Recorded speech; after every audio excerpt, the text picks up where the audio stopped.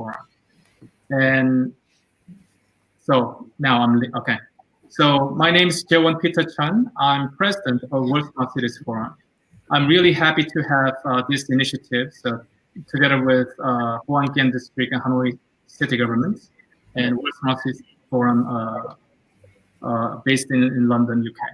So throughout the whole the contents we share today with the amazing experts around the world, from the UK, from the US, from Italy, from Vietnam, and also from Italy, also the Netherlands, we can actually have much better understanding what we are trying to do in Hanoi to build up the better smart city projects.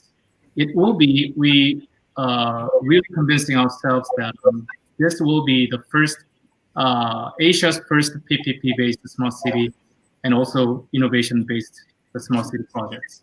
So we welcome Hoan Kiem District government and also the chairman Long and myself and also other the amazing experts and speakers and panelists to shine today's event. Thank you very much. Thank you very much for joining us today. Thank you. Thank you. Great. So, Chairman Long, can you start your speech for 10 minutes, please? Peter, so once I will have also to translate what you just presented. Okay. So allow me for a minute. Exactly. Okay. So Chairman Long, he will speak in Vietnamese, and so he will be translated by the interpreter from now on.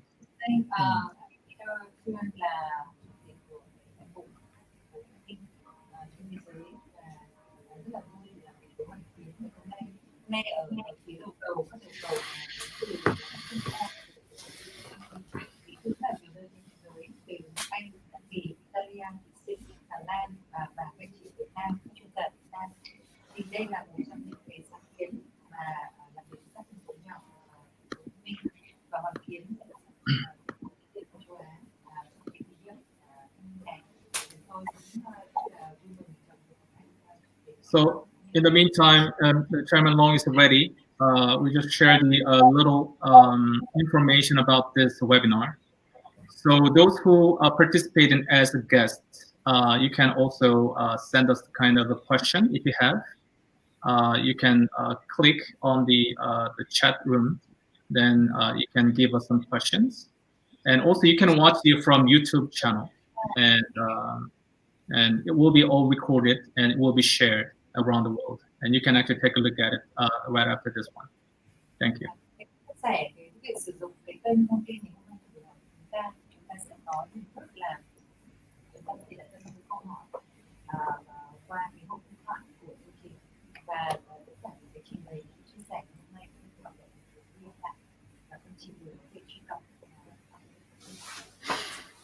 Yes, go ahead. So now is opening remark from. Opening remarks from Chairman Long. Okay.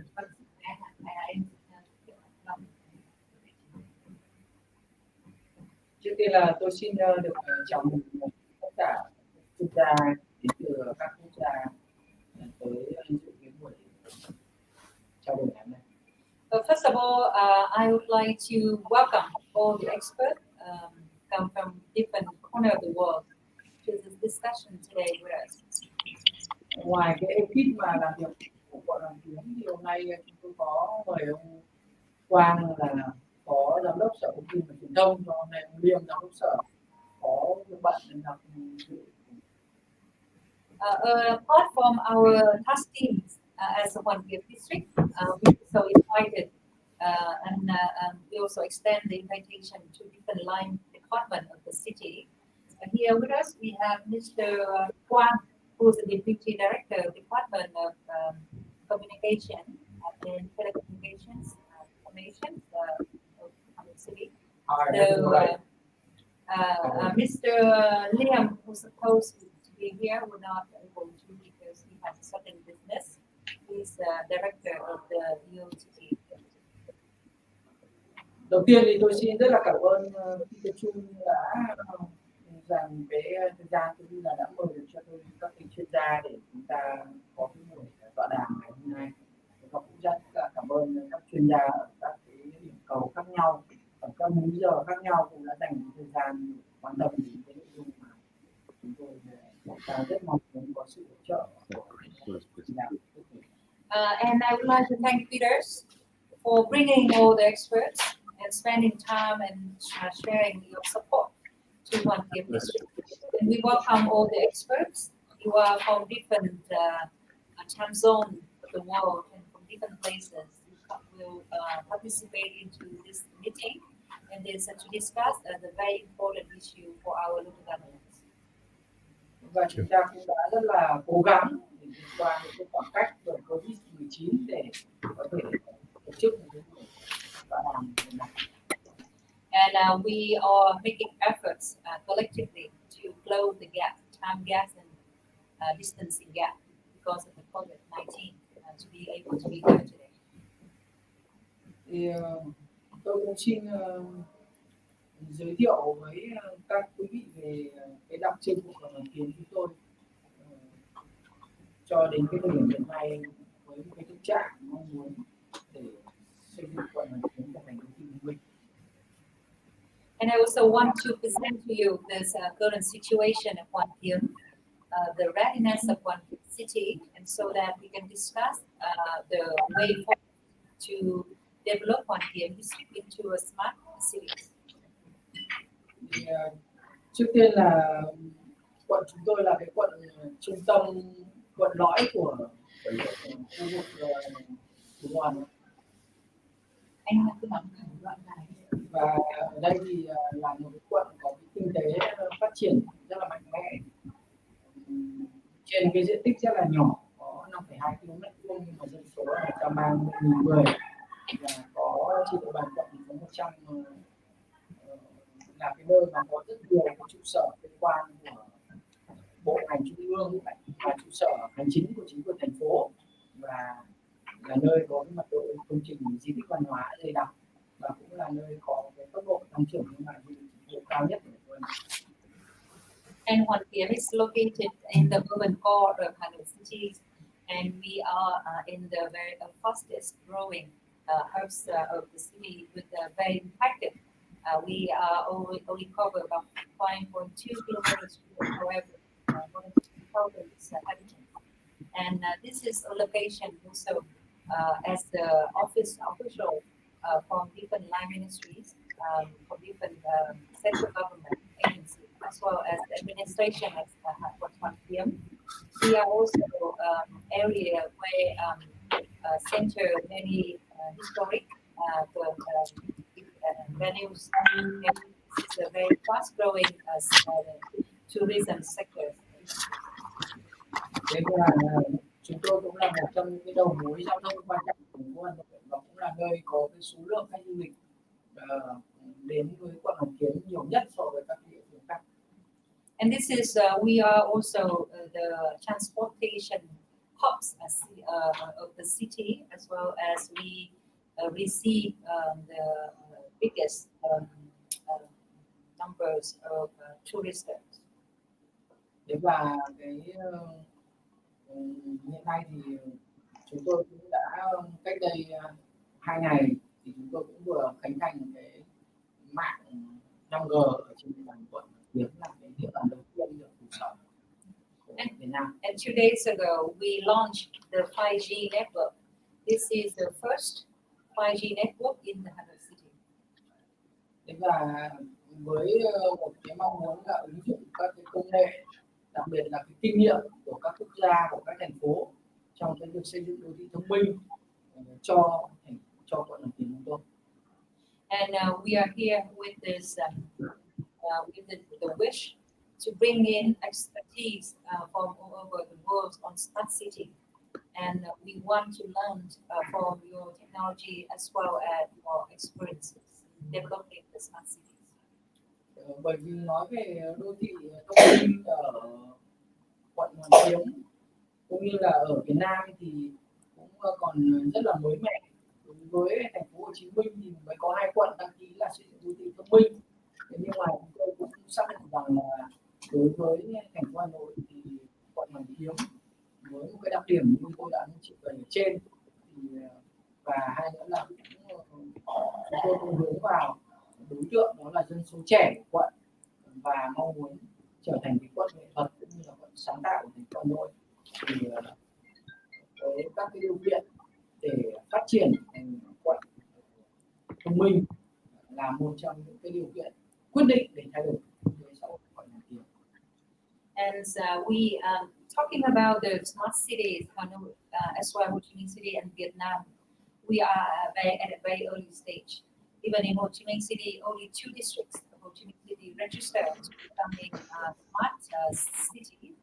And in Hanoi, we are the only one, Hoan Kiem District. Given the characteristics that I presented to you earlier, and we are aimed to target young population of the city. We want to bring Hoan Kiem as the art, the center of art and center of innovations. So that's why we believe that developing into smart cities modality will promote the economic growth of the city, of the district. Nói về vấn đề thực trạng của quận chúng tôi thì hiện nay chúng tôi cũng đã bắt đầu triển khai các cái dự án ứng dụng công nghệ trong công tác quản lý nhà nước, quản lý đô thị và quản lý dân cư, cũng như là cái việc đảm bảo trật tự an toàn xã hội ở trên địa bàn, và đặc biệt là các cái công nghệ để hỗ trợ cho doanh nghiệp phát triển kinh tế. Thế nhưng mà những cái này nó cũng chưa được sâu chuỗi với nhau để trở thành một hệ thống, mà cần có một cái kinh nghiệm và cái cách tiếp cận là xem chúng ta nên triển khai như thế nào. Và hai nữa là kêu gọi các nhà đầu tư và đặc biệt là dành nguồn lực để thực hiện các cái kế hoạch tổng thể cho nó. And we have in the district area, we have already deployed a number of technology program or application to digitalize the city system. We have the services for population management, demographic, security, and also technology to support the enterprises. However, each of the application of these services are not yet integrated into a system, so that we need the experiences and also the approach to be into a unique system. And we also need the investment and also calling from the investor to realize this situation and to make it into a master plan for the city. Thế và cái này chúng tôi cũng xác định là sẽ triển khai trong vòng nhiều năm. Thế và năm 2020 là cái giai đoạn tôi mong muốn là thời điểm bắt đầu và công tác xây dựng kế hoạch tổng thể, và từng bước hàng năm chúng tôi sẽ dành các nguồn kinh phí của quận để triển khai các cái lộ trình, các cái công việc trong thời gian tới. And we understand that this is a long-term development processes, and this 2020 will mark as the first year for this initiative, and we will initiate to develop a master plan for smart city, and we will allocate funding in our annual work plan to implement the activities underneath the plan. Thế và chúng tôi cũng đã phối hợp với hiệp hội các tổ chức đô thị thông minh thế giới, diễn đàn đô thị thông minh thế giới để chuẩn bị các cái nội dung. Thì chắc là tí nữa thì Peter sẽ trao đổi và cũng sẽ thông tin đến các quý vị. Thế còn đối với quận chúng tôi thì hiện nay chúng tôi đã dành cái nguồn lực và bước đầu ban đầu và từ tài chính cho đến con người để ít nhất là triển khai nội dung này trong 5 năm tới. We have collaborated with the World Smart City Forum to prepare the necessary for this master plan development. And Peter will later present to you the plan. However, from our side, the district has allocated both human resources as well as financial resources to implement the activities. Thế và qua kinh nghiệm tham khảo của chúng tôi thì trong cái phát triển đô thị thông minh thì nó có rất nhiều lĩnh vực đa ngành và nó cần phải có sự hỗ trợ và đặc biệt là tìm ra nhiều cái nguồn lực để cùng khai thác, vận hành như là cái quản lý nó trong tương lai. And with the experiences, and we actually learn from experiences around, we understand that developing a smart city will also cover multi-sector developments, and we need the support and also collective action, collective resources from different areas, so that we could share and we could together to explore, operate, as well as manage our future development. Từ việc là quản lý trong cái đô thị như là quản lý hạ tầng kỹ thuật, quản lý các thiết bị đô thị, hệ thống chiếu sáng, các cái tiện ích công cộng, rồi quản lý môi trường, và tiếp đến là quản lý an ninh trật tự, quản lý về phát triển giáo dục thông minh, cũng như là các cái bước về quảng bá cái giá trị di sản văn hóa và các cái hỗ trợ người dân trong cái đảm bảo đời sống dân sinh, cũng như là đảm bảo cái y tế cơ sở, và kể cả cái phát triển và kết nối các cái hệ thống phục vụ cho du lịch, thương mại và dịch vụ, như tạo ra một cái cộng đồng của quận Hoàn Kiếm gắn kết bằng công nghệ quốc tế.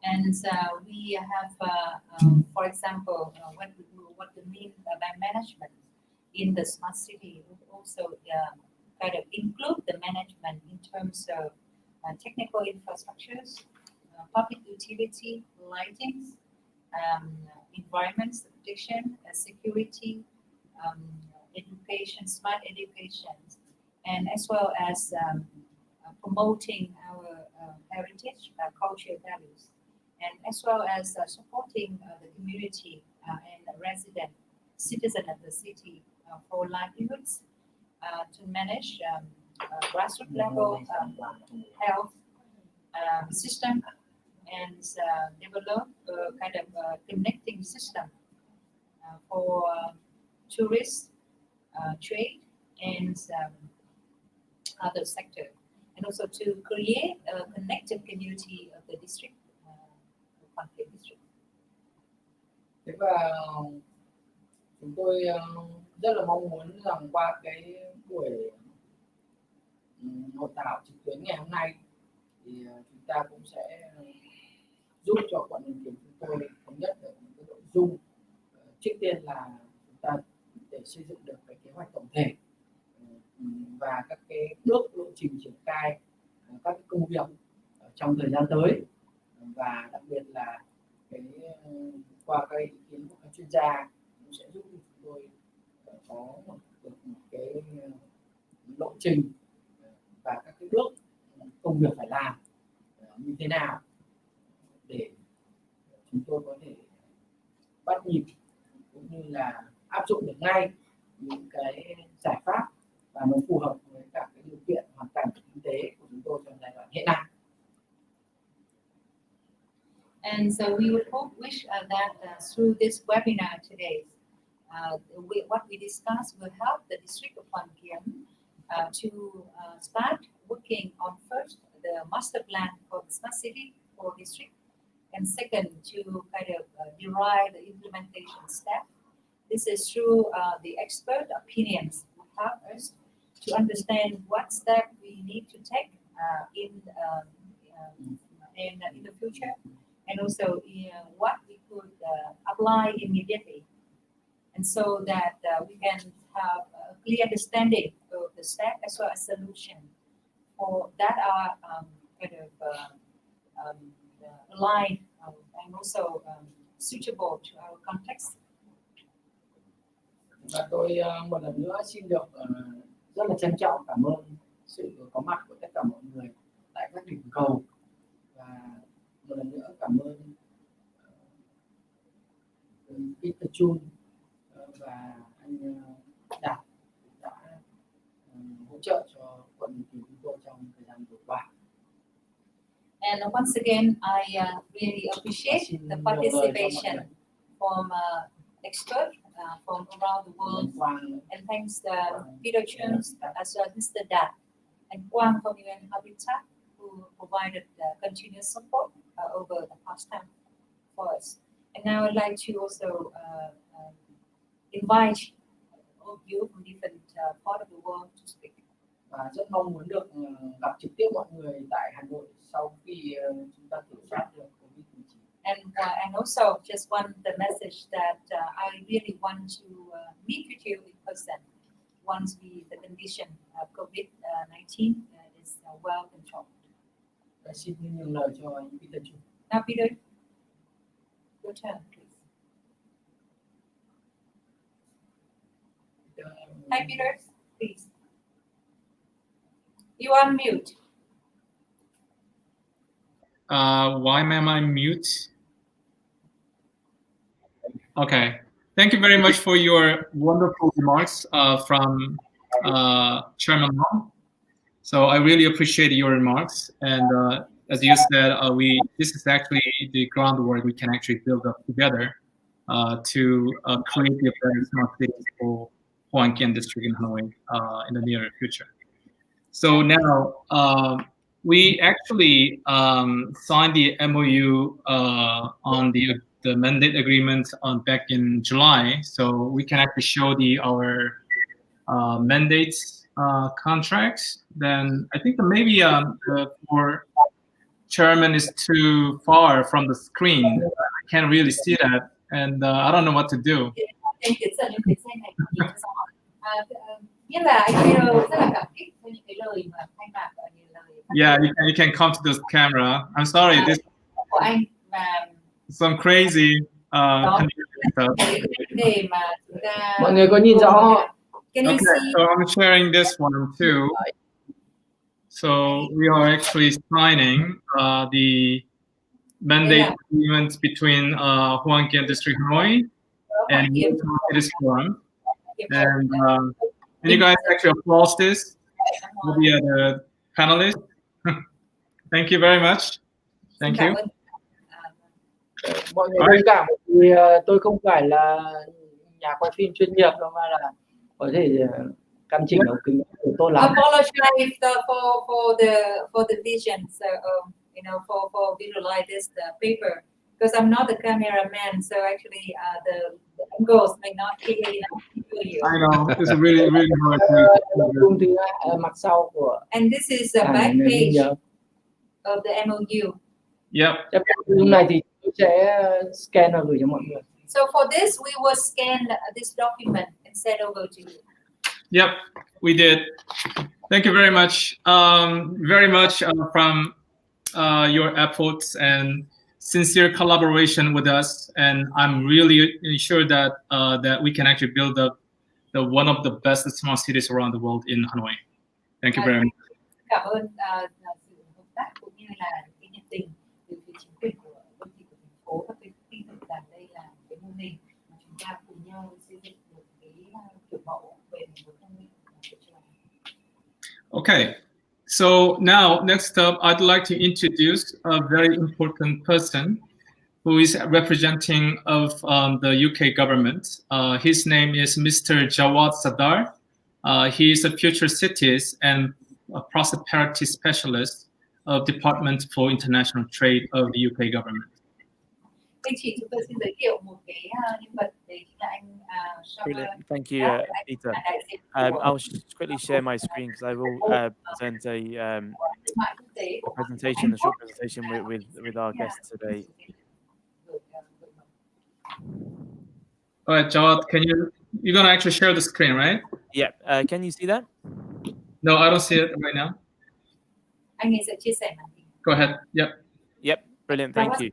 So, thank you, Peter, and thank you, Chairman Long, for your great remarks. It was fascinating to hear about the smart city plans for Hanoi City. Distinguished guests, ladies and gentlemen, my fellow panelists, welcome to the first of what I believe will be a number of sessions exploring smart city opportunities both in Hanoi City and wider Vietnam.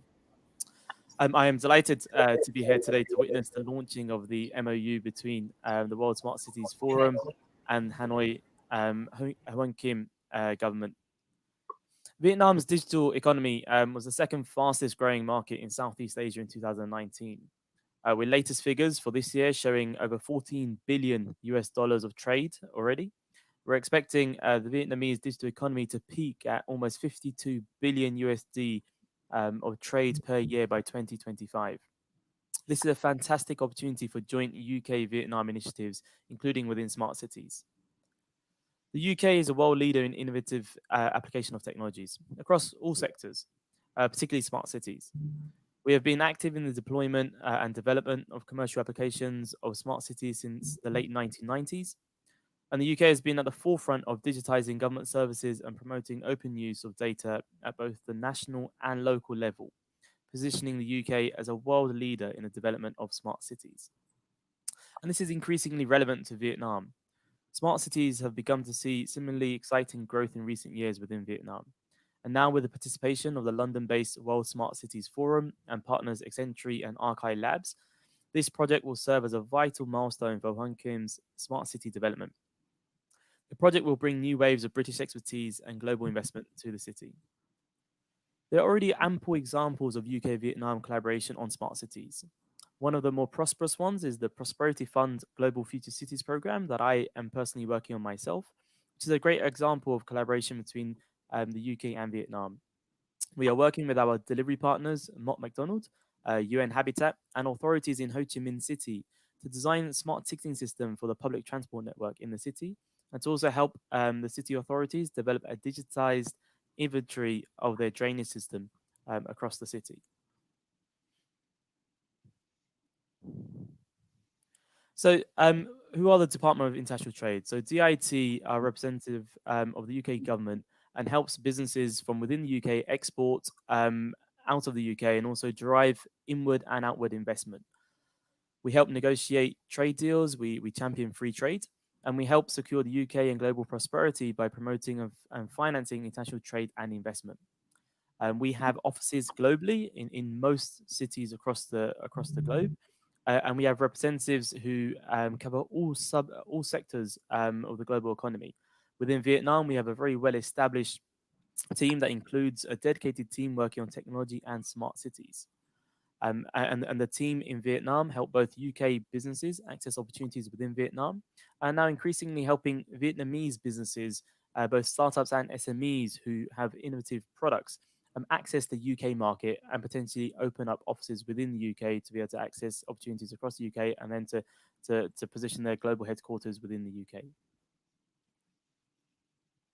So how has the UK established itself as a global leader in smart cities?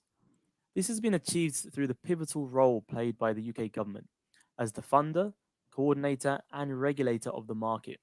What this has allowed is the public, private, and academic institutes to concentrate on innovation and disruption, something I know that Peter and his team are very keen on trying to emulate in Vietnam. The UK is at home to a number of world-leading smart cities. London, with its iconic projects such as the Oyster contactless payment system that many of you may have experienced or used in your visits to London, but also the London Data Store, which is an innovative data store that brings together data from across the 33 districts of London. Oxford, with its projects covering satellite technology, artificial intelligence, and connected and autonomous vehicles. But also in the north of England and in Scotland, we have places like Glasgow, with its tens of projects covering mobility, governance, energy, and environment. We also have others, including Cambridge, Manchester, Liverpool, and Bristol, who all have leading projects being delivered across a number of different subsectors within smart cities. The strength of the UK's smart cities ecosystem lies in its over 200 incubators, accelerators, and demonstrator projects, which are nurturing cutting-edge technology and growing a number of internationally renowned R&D centers, such as the Alan Turing Institute working on AI, the Urban Innovation Lab based at the Connected Places Catapult, and also the Centricity based in Liverpool, which is contributing to advancements in sensor and IoT technology. Again, a model that I know that Peter and his team are very keen on emulating in Vietnam. So, where is the UK in terms of a global presence in the technology market? So, and the UK is only third. The UK is third, only behind the USA and China in terms of its production of unicorn technology businesses. These are businesses that are valued at $1 billion or above, and is home to the most amount of capital investment across the whole of Europe, actually bringing in more capital investment than its nearest competitors combined. 5 out of 20 of the leading tech cities in Europe are based in the UK. And in the last year alone, we brought in over £11 billion worth of investment into technology businesses in the UK.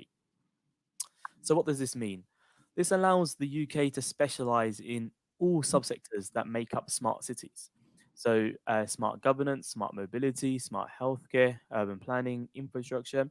Because we have a robust network and production line of technology businesses that have a huge amount of support from both the public sector and academia, we're able to innovate and produce new ideas and new products in each of these subsectors to remain at the forefront of all leading innovation within smart cities. And with all smart cities, you can see in the bottom right hand corner of this slide, smart city is underpinned by the technology that it deploys across the city. And the UK and its SMEs and umbrella organizations, we specialize in covering each of these aspects of what makes up a true smart city.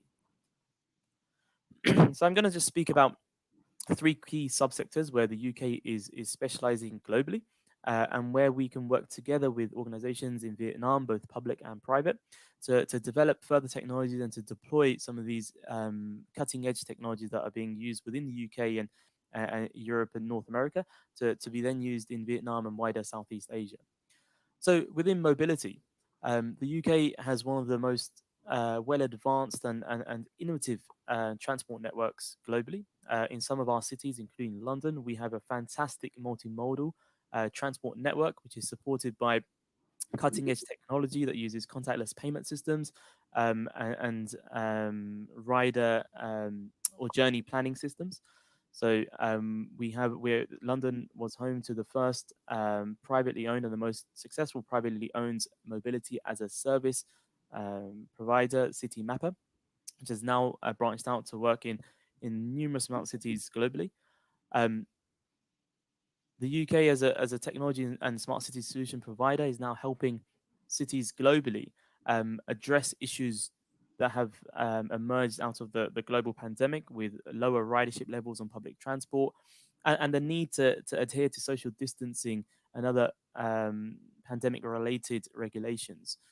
We have organizations that are specializing in AI, geospatial technology, Internet of Things, and data analytics that are utilizing their technologies to be able to help cities deploy or to reopen transport networks in a safe manner. And some of these examples you can see on the screen here. The bottom left picture is a company called Vivacity Labs that are based in Milton Keynes in the UK, that are using machine learning and artificial intelligence on sensor networks and existing CCTV networks to be able to help cities understand social distancing, both on highways, but also on transport networks. We also, across the UK, have a number of leading R&D centers working on autonomous vehicles, which are going to have an increased importance in a post-pandemic world. Secondly, robust governance systems and the need for robust governance systems have now increased tenfold.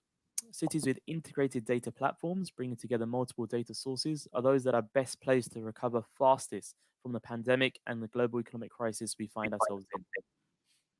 Evidence-led decision-making is now more important than ever, and the need to develop robust regulations and data privacy laws and to be able to allow access to data to citizens is now of an increased importance. We have leading data analytics suppliers from the UK helping cities globally build citywide data platforms. We have organizations such as the British Standards Institute, better known as BSI, who are helping cities understand global standards and regulations across data management and smart cities more generally. We also have the Open Data Institute, which is guiding cities on the establishment of open data platforms. And finally, urban planning. Public and private spaces in a post-pandemic world, and even pre-pandemic, were increasingly becoming different to what we were used to, with provision for things like social distancing, with increased importance on active transport modes, so cycling and walkways, and the push globally to try to lower carbon emissions, to try to take away the focus on private vehicles. There will now be an increasing need for connectivity in public spaces, like public Wi-Fi, and a greater need for connected homes to prevent isolation and loneliness that are occurring from issues that are stemming from the pandemic. So in Liverpool, we were home in the UK. The city of Liverpool was home to a groundbreaking 5G project, exploring 5G uses in health and social care, covering issues such as loneliness among carers and patients that were recently discharged from hospital, and a project that I think is a fantastic example of how connectivity and advances in connectivity can help deliver better social and healthcare. UK suppliers are global leaders in the design and delivery of sustainable urban mobility plans and active transport. You'll be hearing from a representative of Arup later on in one of the panel sessions. Arup, a UK-based consultancy, have been working with the Scottish government to prepare a 600-kilometre active travel network designed for Scotland, trying to take away the focus and reliance on private vehicles and bringing in access to micro-mobility such as e-scooters and access to cycling and walking routes. We have specialist organizations in the UK, such as Space Syntax and Movement Strategies, both represented here on the slides, who are using cutting-edge artificial intelligence, geospatial technologies, and satellite imagery to help organizations, both public and private, understand the movement of people around spaces and how best to design both public and private spaces. And both of these organizations utilize telecommunications data and are a great example of cross-collaboration across sectors on the development and delivery of successful smart cities. These are only 3 subsectors that I've covered here today, just to give the audience and guests who have joined us on this session an example of how the UK is leading delivery on smart cities. If you wanted to find out more details about the UK Smart Cities offer and wanted to access our Smart Cities directory that will be published within the next month, which will be a detailed insight into the UK Smart Cities trade offer, so all of the UK Smart Cities businesses that are offering services globally, please do contact the DIT team in Vietnam, where, as I mentioned, we have a dedicated technology and smart cities team working within Vietnam on smart cities and technology opportunities. I would again like to thank Chairman Long for his opening remarks. I look forward to working more closely with Hanoi City. And again, I wanted to thank Peter for inviting me here today to speak on behalf of the UK and the UK Smart Cities businesses. I look forward to working with the World Smart Cities Forum, XnTREE and Archive Labs on the delivery of the vision of Hanoi Smart City, and working together further to bring in and collaborate with UK businesses on further opportunities across Vietnam. Thank you so much, Peter. Thank you. Thank you very much, Zawad, and to introduce the ecosystem in Vietnam, and also share the much more insights from the UK cases. Actually, I'm based in London and now in New York, and both of them. Actually, I do believe that a lot of potential from the UK, and probably it will be one of the best things for Vietnamese benchmarking points to get them engaged with the smart cities, working together with the UK government in the future. Thank you very much again.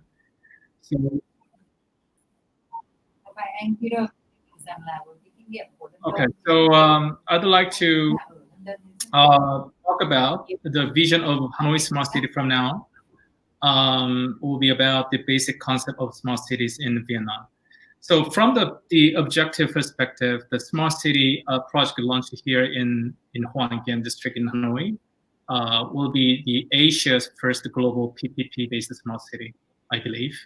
By 2025, for 5 years, we'll establish an SPC, which is a special purpose corporation, worth $1 billion US for the projects, along with the Vietnamese government, Hoan Kiem District, foreign investment institutions, and private companies, and they will participate in as the shareholder of the SPC.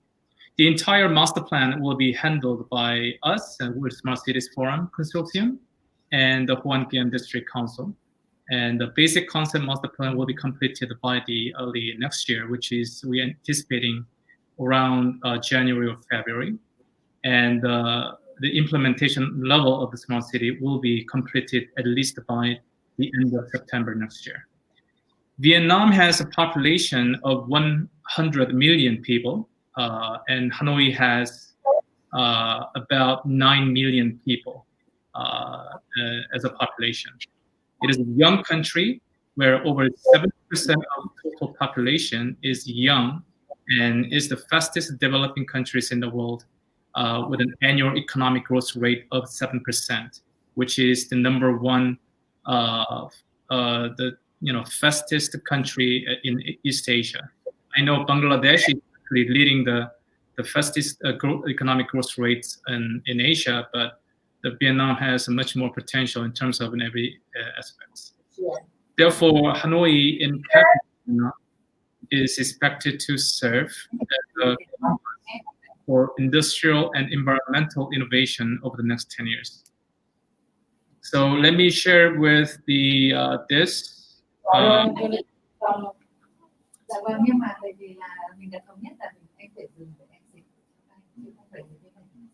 Hi Peter, let's apologize for disruption, but we agreed that we'll do consecutive translations. Okay, so you also have to stop for a while for me to translate it to you, to the audience here, because we don't do the simultaneous translation. Okay. What I'm gonna do is, okay, Florence, can you just mute from the Hoan Kiem office where they actually translate it? What I'm gonna do is I'm going to just go one page and you can translate it in the meantime. I'm gonna pause a little bit. That'll be okay? Sure. Because a lot Sure. of people watching this around the world. So Sure. we cannot, spend a lot of time on this. Here or you muted over there.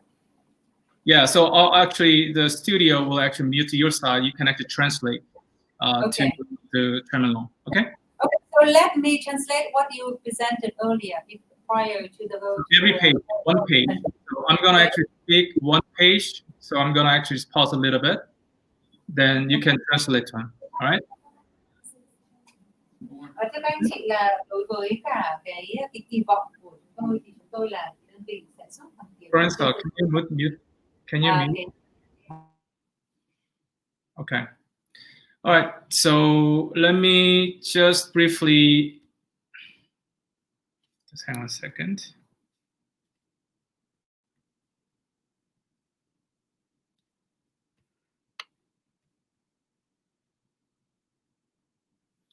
All right. So Vietnam, as I mentioned, 1 million population, the 15th largest in the world, and annual economic growth rate is 7%, number one in East Asia.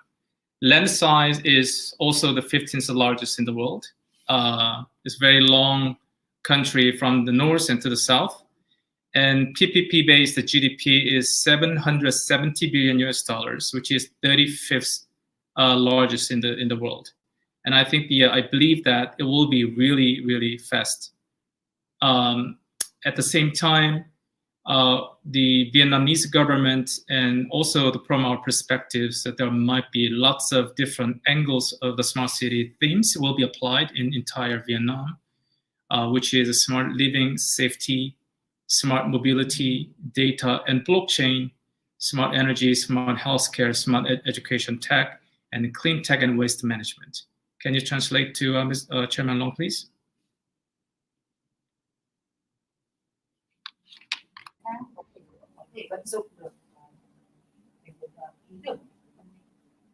Go ahead. Okay. So the Hanoi is actually one of the major metropolitan city in Asia. And out of 7 districts, Hoan Kiem is the number one and most meaningful districts. Even where Donald Trump and Kim Jong-un, leader of North Korea, had a summit a meeting here in Hoan Kiem 2 years ago.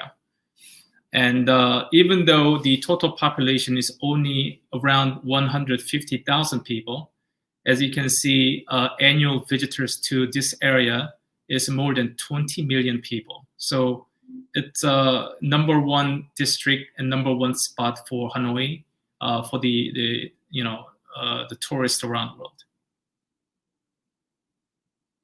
Can you go? Siêu đô thị của khu vực Châu Á, và đối với các quận ở trong thành phố Hà Nội thì Hoan Kiem cũng là cái quận mà có ý nghĩa nhất khi mà phát triển cái đô thị. Chúng tôi cũng thấy rằng là mặc dù dân số chỉ là 150.000 người thôi, nhưng mà thành phố đón nhận những lượng du khách rất là lớn, 20 triệu người một năm, và sau đó là đây là một cái điểm mà thú vị để có thể là phong phú cũng như là phát triển. Yes, go ahead.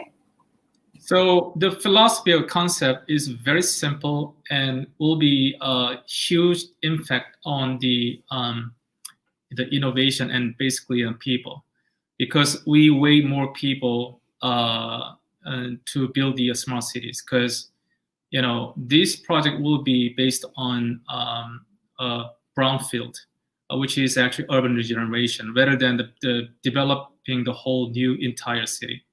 So we need to collect the data. We need to also establish a very strong innovation ecosystem so that constantly the city government and also entire community can generate the constant sustainability on job creation. And environmental issue is most important thing around the world at the moment, because we all suffer from the pandemic. So even the CO2 emissions issues are one of the major problems around the world. So to take the clean air and clean water back to the city, environmental friendly ecosystem is one of the really important factors to work on. Technology innovation is also one of the bundle of the projects and also the programs that we need to build on together. Because the digital transformation is underway now around the world. So I think the 70% of the whole population of Vietnam, very young people, they need to grab the best opportunities to achieve the new industry and new economy, so that they can change the whole thing in Vietnam in the future. Connecting the global cities is also the one of the important concept, because the smart city in Hanoi only cannot actually bring the huge impact in community and the cities. I think that there's a lot of cities we are working on right now in New York, London, and European countries, and also Southeastern Asian countries and Eastern Asian countries. They might have the common ground to work on together. So cross-validation based on the collaboration between the cities will be also the highly recommendable. So we are actually working on it. Go on.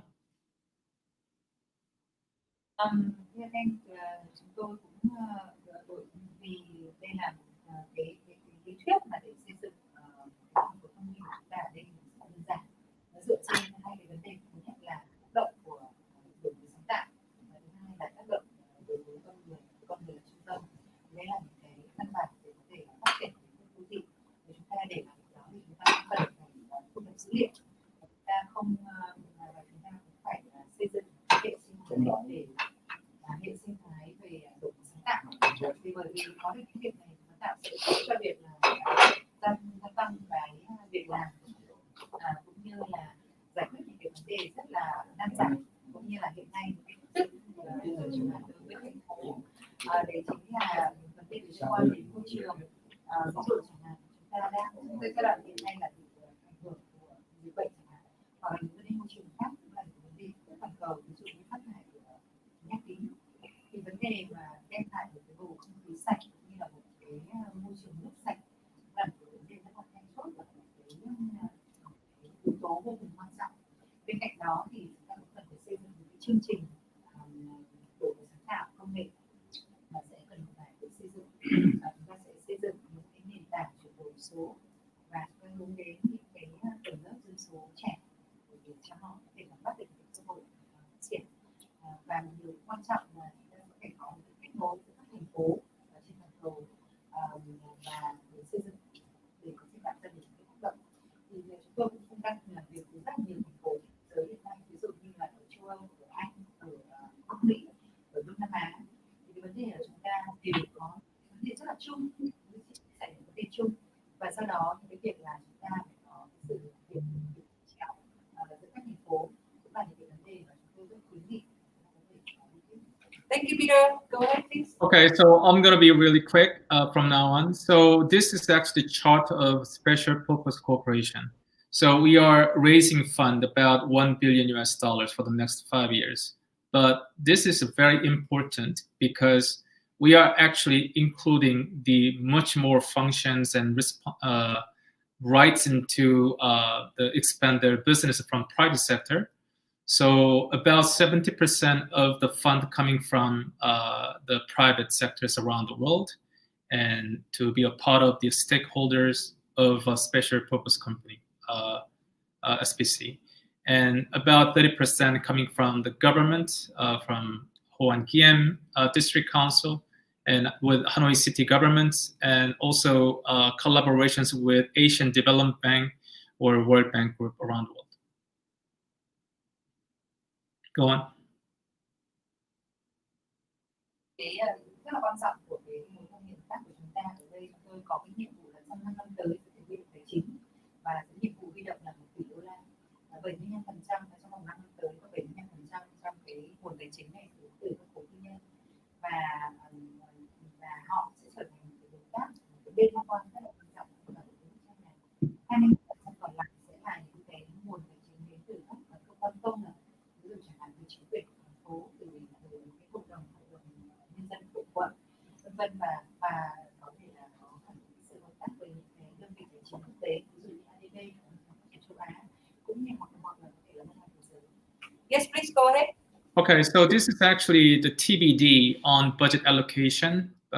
We can actually make an announcement next year with Hoan Kiem governments and Hanoi City government next year. So this is one example. You can take a look at it. Great, go on. Là cái gọi là phân bổ ngân sách dự kiến, chúng tôi đang xây dựng cái bảng phân bổ ngân sách này và dự kiến là sang năm sau thì chúng ta sẽ phân bố với Hoan Kiem, phân bố với thành phố Hà Nội về những cái dự kiến phân bổ ngân sách này. Đây là một cái ví dụ mà chúng tôi cho thấy là những cái nguồn tài chính. Yes, please. So I emphasize the Smart City Tech Sandbox. Out of the $1 billion budget, at least 30% of the budget will be spent directly on Smart City Tech Sandbox, where about 200 companies will be invited annually. So each court goes 12 months, and we are thinking about running 4 different courts. So first court will officially start January next month, and by the end of December next year. So 25% out of all contestants in the tech sandbox will be chosen and selected based on the fair competition through the validation process, and then they can participate in the specific projects. Go on. Cái trang liên quan đến cái hoạt động của trong Hà Nội, ví dụ ở đây người ta nói đến một cái podcast Sandbox, và trong đó thì sẽ có là 30%, đối với dự án 1 tỷ đô la này thì 30% và sẽ của cái kinh phí của dự án này sẽ được đưa vào cái hộp này, hộp Sandbox này, podcast này, và trong đó họ sẽ dự kiến là kêu gọi 200 công ty tham gia vào một cái cạnh tranh, và họ sẽ mời vào 4 cái lời, 4 cái đợt kêu gọi khác nhau, thì các công ty sẽ trải qua khoảng 12 tháng trải nghiệm trong cái box này, và sau đó thì là họ sẽ lựa chọn trên cơ sở công bằng và cạnh tranh. 25% số người số các công ty tham gia này để có một cái sự tham gia cái này và dự án cũng như là để các công ty này tham gia vào những hoạt động. Yes, go ahead. So the official Smart City Tech Sandbox will be running. So all those who are interested with participating in becoming the contestants, XnTREE.co is the ST as a platform, and you can actually become a member from here. And all the information in details in this website. Go on. Cái mô hình cái hộp Sandbox như thế này, đây là một cái hộp mà cái hộp này nó là hộp chuyên về công nghệ đấy, đối với cả những cái công ty mà tham gia thi đấu ở trong cái hộp này thì chúng ta sẽ có cái cổng thông tin để họ có thể là vào đăng ký và trở thành một trong những cái đơn vị tham gia thi đấu và họ có cái quyền truy cập cũng như là những cái cạnh tranh công bằng để giành được cái quyền tham gia về công nghệ. Go ahead, please, Peter. So throughout the Smart City Tech Sandbox, the startups or tech companies will have an opportunity to get themselves involved in the projects if they become a winner. And they also have a chance and opportunities to receive the high growth funds from Archive Labs Consortium Fund. And then they can actually relocate to other smart city projects around the world, including the US and UK and Europe. Go on. Cơ hội cho những cái công ty về công nghệ, về chính công nghệ, về như là những công ty khởi nghiệp có thể tham gia và tham gia ở đây. I think audiences can take a look at these pages. Nếu mà họ có thể chiến thắng trong những cái trình bày của mình thì họ có cái cơ hội để tận dụng những nguồn tài chính từ những quỹ ở đây nó có quỹ như là Skylab để có thể là tham gia và những cái đây cũng là cơ hội mà họ kinh nghiệm sau với các công ty khác. Yes, please. Okay. So digital twin is probably maybe the first one we can try it. I know some of the cities around the world, including Singapore, Andorra, and other cities in Europe, they're actually adopting this digital twin to build up a better smart city platform. So we also consider this in Hanoi. So in terms of transport, wastewater, sewage systems, securities, environment, energy, and healthcare. We are working on that in terms of operation management, simulations, and how to make the people, residents, and community participate in well. And monitoring the whole cities probably takes about 1-2 years. Then will be established right after we validate the digital twin process later on. Go on. I have clarified the digital twin is the name of the application, the name of the programs. Yeah, name of the programs. In the city. Yeah, name of the programs, and also it's actually collected data. So we are utilizing the data from the open data from the government sector and private sector. We just combine them together. Then we design the city digitally first. Thank you. Thank you. Một cái ứng dụng mà ông sẽ rất muốn triển khai cho Hà Nội nó gọi là digital twin, tức là gọi là cặp đôi về công nghệ. Ở đây cái ý tưởng ở đây là họ vận dụng cái dữ liệu thông tin từ cả hai khối tư nhân cũng như nhà nước để từ đó xây dựng những cái hạ tầng cái hạ tầng thông tin chung để rất là nhiều cái lĩnh vực thành phố. Đây 6 lĩnh vực mà họ đưa ra ở đây, ví dụ liên quan đến giao thông, liên quan đến quản lý chất thải, nước thải, liên quan đến an ninh trật tự, liên quan đến môi trường, năng lượng cũng như là vấn đề y tế.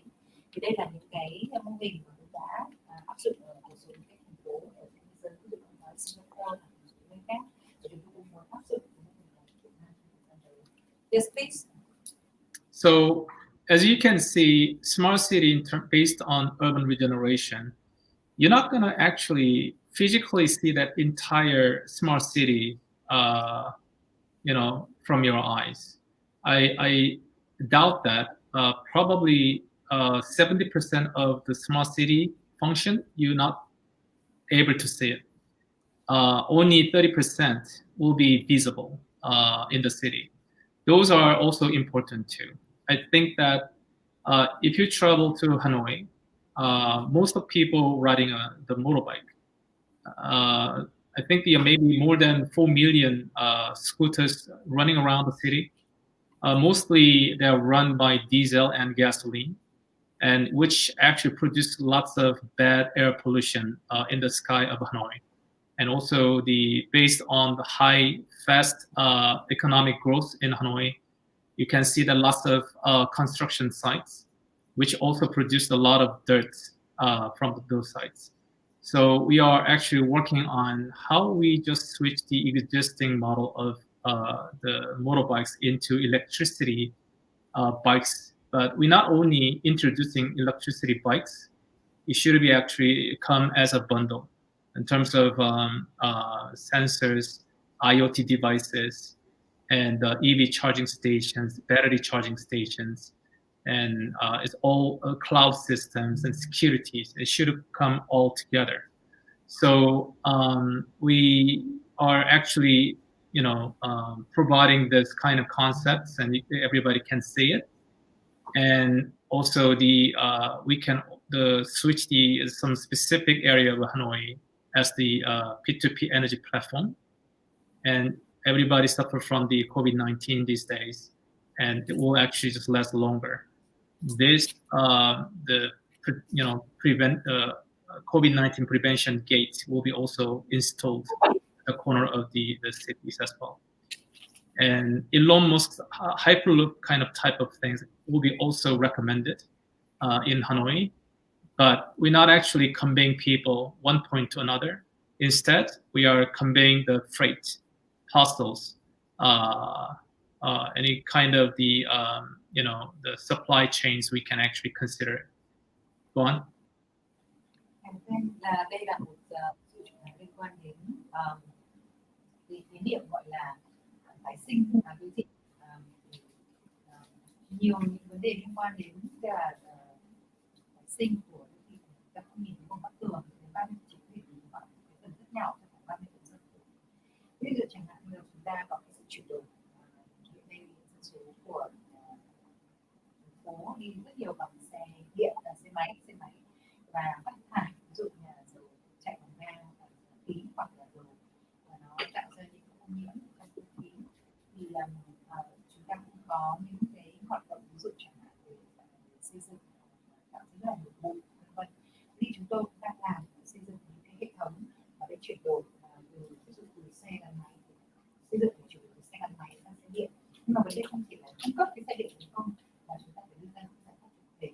Nó bao gồm rất là nhiều vấn đề, ví dụ chẳng hạn liên quan đến cái hạ tầng cho xe điện, liên quan đến những cái hệ thống cảm biến, liên quan đến internet và vân hoặc là những cái trạm để nạp điện, rồi những cái dịch vụ mà chia sẻ đám mây vân. Thì như chúng tôi nói thì đấy là cả cái gói hoàn chỉnh đầy đủ.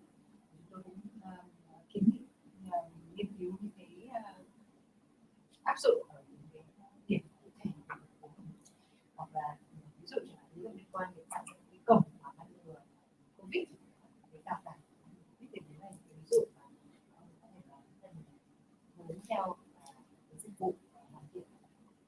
Yes, please. Due to the time conflict, I need to just skip some apart. Milestone is very simple. So we sign this, then we go ahead the step by step. And as I said, the tech sandbox starts from January. Also, we are actually making an announcement of the basic concept of smart city. And then the main theme is the 5 different pillars right here. Go ahead. Thưa anh, chúng tôi tiếp theo phần liên quan đến bước tiếp theo thì đi vào chi tiết, thì đi vào chi tiết. Tuy nhiên là như tôi nói, nó bắt đầu từ 1 tháng 2 sắp tới với các bạn, và kế hoạch này sau đó chúng ta sẽ dự kiến sẽ có một cái công bố về ý tưởng an ninh, và sau đó nó sẽ dựa trên 5 cái cột trụ. Yes, go ahead, please. Okay, so this one that's kind of a lot of stuff I can need to cover, but I can just go very short. The first concept, the first strategy for Hoan Kiem Hanoi Smart City is innovative smart tech city. Go on. Chúng tôi sẽ đi cái chiến lược thứ nhất cho thành phố, đấy chính là một Hoàn Kiếm trở thành một cái thành phố, một cái đô thị công nghệ thông minh đổi mới sáng tạo. Yes, please. So we bring the Smart City Tech Sandbox from here, and next one is Digital City. Go on. Thì cái phần chiến lược thứ nhất chúng ta sẽ đưa cái ý tưởng hợp tác vào để cho việc thứ nhất là về công nghệ đổi mới sáng tạo. Cái chiến lược thứ hai của chúng ta là thành phố nền tảng số. Yes, go ahead. And the next one is people-oriented smart city design. So we'll actually change the signage and urban design, and based on this culture, nature, people, and technologies. Cái chiến lược thứ ba là cho Hoàn Kiếm đấy chính là cái thiết kế đô thị thông minh, để con người là trung tâm là con người. Với những cái ý tưởng về thiết kế đô thị sẽ dựa trên những yêu cầu như là những cái yêu cầu mong muốn của người dân, phù hợp với điều kiện địa phương. Yes, please. And R&D should be also used in this city to commercialize those concepts and solutions. And I think some of the R&D output will be commercialized throughout the smart city projects. Cái điểm thứ tư ở đây chúng ta nói đến là một thành phố mà vận dụng những cái đổi mới sáng tạo, nghiên cứu và phát triển. Thì đối với R&D thì nó sẽ một số những cái nghiên cứu và phát triển với cái hình thức này sẽ được thương mại hóa. Dự án thương mại hóa như thế. Yes, please. Regulation-free zone is also required based on the policy creation from the government. I think the Hoan Kiem government and Hanoi City government work together with the central government to make this specific area deregulation type of zone. Điểm thứ 5 là tạo ra một số cái vùng là phi chính sách, tức là những cái vùng mà chúng ta có cái chúng ta không bị áp đặt ở những một số những quyết định pháp lý chính sách của luật. Thì ở đây là sẽ do là phía chính quyền thành phố làm việc với chính quyền trung ương để tạo ra những cái khu vực tự do. Yes, please. Okay, next one is open big data and data markets. We also collect the public data and private data into the from the city. Then we analyze them, and some of the data will be analyzed by the startups and tech companies in the Smart City Tech Sandbox. Đây là cái chiến lược 6 ở đây là chúng ta sẽ xây dựng thành phố là một cái nền tảng dữ liệu mở lớn, và đây nó gọi là cái thị trường dữ liệu. Cái ý tưởng là sẽ là thu thập những dữ liệu từ cả hai nguồn là công tư. Sau đó cái dữ liệu này sẽ được phân tích bởi những cái công ty về dữ liệu. Yes, please. And civic experience innovative technologies will be applied, and living lab hub network around the world. Go on. Ví dụ cái điểm thứ 8 ở đây là cái nền tảng mà đổi mới công nghệ sáng tạo mà do người dân người ta có thể trao đổi, có thể có những cái phòng thí nghiệm để đưa ra sáng kiến, để kiểm định được sáng kiến. Yes, please. And smart city water, because Hanoi has full of water, river, lakes, and even the meaning of Hanoi is of the city of water. So we're trying to utilize the water, upgrade it, and also using one of the best resources to redevelop. Cái điểm thứ 9 ở đây là liên quan đến nước, thì là thành phố có liên quan đến nước thông minh. Ở đây chúng tôi cũng nói rằng là Hà Nội có rất là nhiều nước đến từ rất là nhiều nguồn nước khác nhau, và ngay cả bản thân tên gọi của Hà Nội cũng là một thành phố có liên quan đến nước. Bởi vậy chúng tôi muốn là như là nâng cấp chất lượng nước, như là vấn đề liên quan đến nước, để đây là thành phố nước thông minh. Yes, please. Okay, so this is pretty much it. I know there are lots of things to cover, but I think this is the end. I could probably maybe people can reach out to the XnTREE.co website. They learn a lot from what we are trying to do in Hanoi. Thank you. Rất là xin lỗi là bởi vì tôi đề cập đến rất là nhiều khái niệm, ý tưởng mới và có thể không thể chưa có thời gian đủ để có thể nói hết được cái vấn đề này, thì ông cũng khuyến nghị rằng là những cái thông tin này hoặc là những cái nội dung này có thể là được truy cập ở trên trang web ở cái trang của nó gọi là cái mũ XnTREE.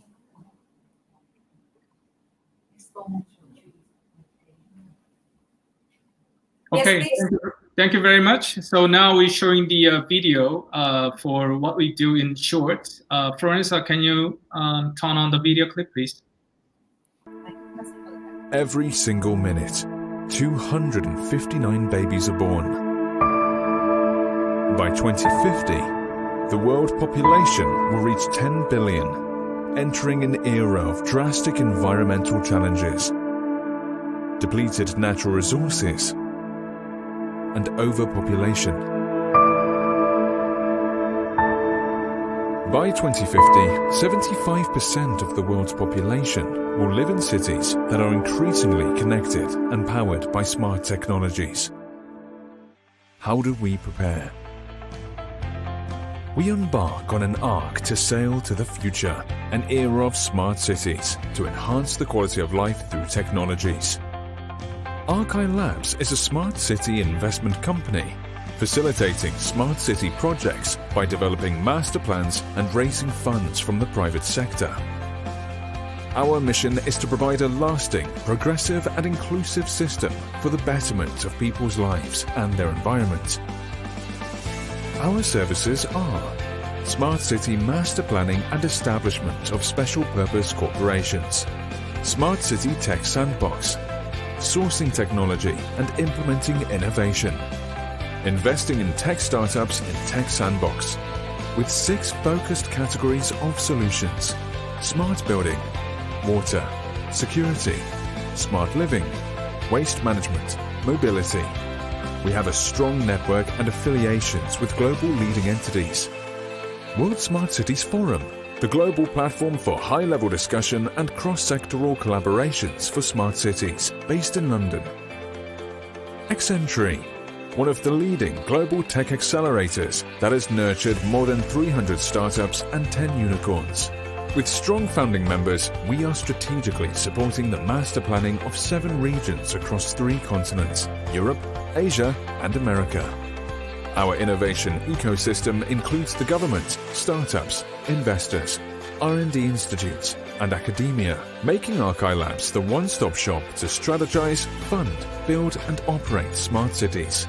Our philosophy aims to create a city that is driven by human-centric innovation, with the goal being to find a balance between nature, people, and technology. We aim to create stronger, more connected communities with higher levels of happiness. Archi Labs, sail to the future.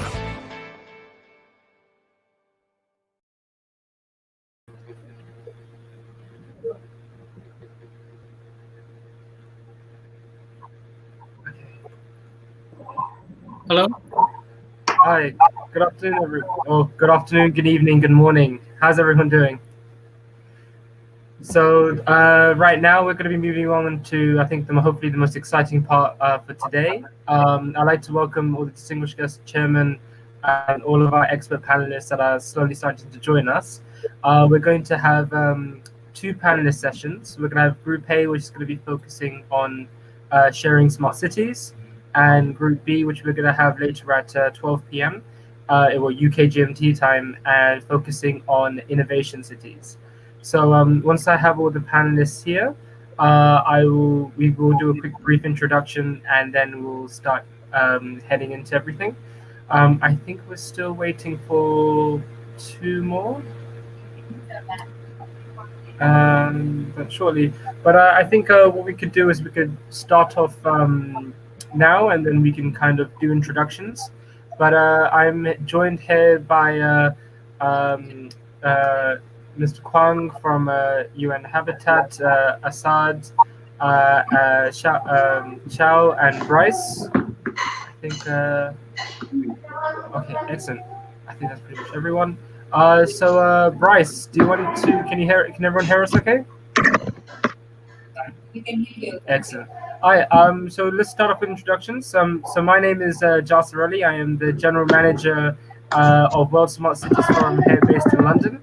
And I am here moderating today for the panelists. I'm welcoming everyone here. I hope you've had a good session learning about Hanoi Smart and Hoan Kiem District Smart City Development, of what World Smart City Forum is going to be doing over the next coming years, and how we're going to be working closely with the government. So I will straight away hand it to one of our panelists. Assad, would you like to introduce yourself, or what you do, and a bit of a background, and we can go around. Sure. Hi. Good evening, good morning, depending on where you are, everyone. My name is Assad Sultan. I'm in Kuala Lumpur, Malaysia. I run a company called Deutsche Malayan Ventures. It's a venture building platform. Our mandate is to incorporate, fourth industrial revolution technologies, innovative new technologies into digitization programs within the country, and using Malaysia also as a base to expand those programs across Southeast Asia and potentially interconnect different geographies in the world to the activities over here. I have a banking background, and and now I have a venture capital background for several years. So the smart city programs that we are looking at are our angle is to bring in these type of technologies, package it with the right type of stakeholder partners. With my banking background, we also bring a lot of project finance capabilities into them, and we tend to work in public-private partnerships. But as we'll discuss, I'm sure, more in this call, those seem to be diverging a bit, with private partnerships going one way and public partnerships going another way. Thank you. Look forward to our discussion. Thank you. Bryce, can you also introduce yourself? Thanks so much, Assad. Hi, everybody. My name is Bryce. I am based in Singapore. I am the head of Smart City and Technology Advisory for a company called Arup. Arup is a global engineering and design company with actually quite a lot of activities in Vietnam. In Vietnam, we've designed the biggest biggest building in the country, Landmark 81. We've also designed the iconic National Convention Center in Hanoi. And we have been part of a lot of smart city projects in Southeast Asia, but not only in Vietnam, where we're now working with Hoan Kiem District, not only on smart city development and design. Prior to that, I was the head of global strategy and smart city for Samsung in Korea. So I was part of the strategy and the design of some of Korea's biggest smart cities, such as Songdo and Gyeongju. So definitely learned a lot through this experience, and it's a pleasure to meet you, and I'm very happy to be here tonight. Thank you so much. Excellent. Mr. Kwang, you could introduce yourself. Good evening to everyone. My name is Quang. I'm Habitat Program Manager, representing UN Habitat in the country of Vietnam. Our agency is to support and advise government in urban policy. We also provide technical assistance in urban planning, housing policy, and of course, issues related to the smart city approach in Vietnam. So currently, we are working with Hanoi to promote the new innovative approach and to support the city together with UNESCO in terms of how to make Hanoi to be a creative city. And we think creative city is a part of what we all know, including also smart city approach. And of course, we would like very much to cooperate with all of you to promoting sustainable urban development in Vietnam. Thank you. Thank you so much, Mr. Kwang. Xiao? Hi, good morning, good evening. First of all, thank you very much for this invitation. It's an honor for me. My name is Caio Castro, and I'm talking from Curitiba, a city located to the south from Brazil. I'm a partner director of ICT's Smart City Solutions, company that works since 2012 with projects and solutions for smart cities in Brazil. And since 2018, we organized the Brazilian edition of the Smart City Expo event, endorsed by FIRO Barcelona, that realized the global edition Smart City Expo World Congress in Barcelona. A little bit about me. I am passionate about innovation and cities. I graduated in product design in Chile and already lived beyond Chile in other countries like Nigeria and USA. I founded here in Brazil the first startup that was a marketplace of sustainability in Brazil, and was an ex-former of Global Shapers Community initiative of World Forum that aims to unite young high entrepreneurs in Brazil. So thank you very much. Thank you so much, Kyle. And that's finally. Hi, how are you? I'm very well, Good thank to you. see you. Thank you very much for this invitation. I'm from Holland, and in Holland for over 30 years, we develop, engineer, manage 100% renewable, sustainable heat-cold solutions for the building environment, greenfield as well as brownfield. So we make sustainable cities. Okay, excellent. Thank you. So, I mean, we've had a very, very good, diverse panel. Everyone's from different backgrounds, from public and private. And so I think this is going to be a very good opportunity for us to have a good conversation. And I'll also be asking you direct questions as well about some of your expertise. But the main topic is sharing cities. And as everyone is from different countries, I'll be very curious to know about what are some of the overlaps you've done with other international cities, what has worked, what hasn't worked, just from your experiences. And especially right now, looking at what the current key challenges and opportunities are, especially with enterprises facing this current situation with COVID and everything. So, I mean, everyone's more than welcome to jump in and talk, and we can go bounce across each other. But Asad, if you want to start over, so some of the key challenges and opportunities you think we have currently in this COVID climate, and how we can kind of interact with more international cities, especially as you're based in KL. How can you link and work with Vietnam, for example? Sure, thank you.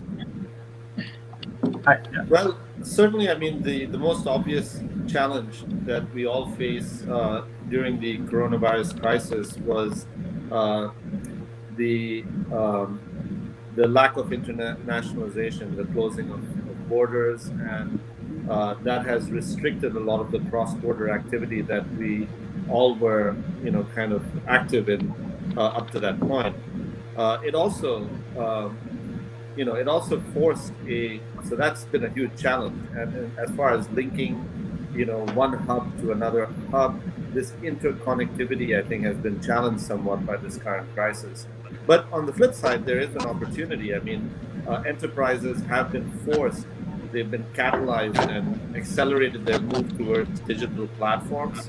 And we've seen that, from large enterprises, the big global tech companies have been the best performing companies on the planet during this crisis. And, the few billionaires that control them have made a lot of money in this time. But at the same time, we've also seen it at the grassroots level. SME businesses that never would have, included 4IR and digitization programs in their business models are now forced to do that. We've seen a huge amount of commercial activity move from physical infrastructure to digital infrastructure. And I think that's one-way traffic. That traffic isn't going to return to physical infrastructure. It's going to migrate to the digital infrastructure. And as we have more and more powerful technologies that come online that utilize, IoT and robotics, blockchain, AI, that those technologies will carry those businesses further down a digital path. Once you're digital, also the handicap of the physical interconnectivity is overcome because the digital platform is global. Having said that, I think when you look at smart city projects that are by their very nature physically based, They are, brick and mortar developments integrated with technology. The challenge definitely has been in this period how those brick and mortar, enterprises can interconnect with each other, how capital can migrate efficiently across those projects, and how we can curate the right type of international technology for those businesses. I think, as Peter was mentioning on the previous panel, the job of WCSF is to curate the right technologies in kind of a, starting with the Sandbox programs that they have, and then, interconnecting it into the various opportunities within the projects. The challenge is to curate these technologies from all over the world and fit them to the opportunities that we have in these smart city projects. And we have been handicapped somewhat, I think, by the current environment in that regard. No, 100%. No, thank you so much. And Kayo, I know you also wanted to jump in there as well, so I'll let you have your 2 cents. Talking a little bit of Brazil and our experience here, I think we are very optimistic about the advance of digitalization of various solutions, mainly linked of public management, which will have taken years to happen before. It's just happening right now, like the practice of distance education and telemedicine, for example. I think connectivity, which is the basis for the faster advancement of several other solutions, whether related to security or mobility, was also more prominent in this post-COVID world, and I think it's going to be faster with the 5G arrival. But I think here the biggest obstacle that we have here in Brazil is it's still cultural. Brazil is one of the most urbanized countries in all of the world. We have like more than 80% of the population living in cities. It's small cities, but we have the same problem. Like people, those municipalities don't understand the practice of smart cities. They understand like smart cities are only things for huge cities and big metropolis, and understand the practice of smart city. So I think we have to prepare more the culture issue of those municipalities to enforce those solutions here in Brazil. 100%. I also think, I don't think it's just an issue with Brazil as well. I mean, Bryce, like I know, I think we're having this conversation before, but the idea of smart cities has been around for over 15 to 20 years. But why have so few cities really implemented smart technologies at a large scale? Like, I know you had a good answer for this. Yeah, that's it. Well, it's funny because I sit in Singapore, which is believed to be one of the smartest cities in the world. Yet I can tell you that even Singapore has very few city-scale technologies that are implemented and that are working properly.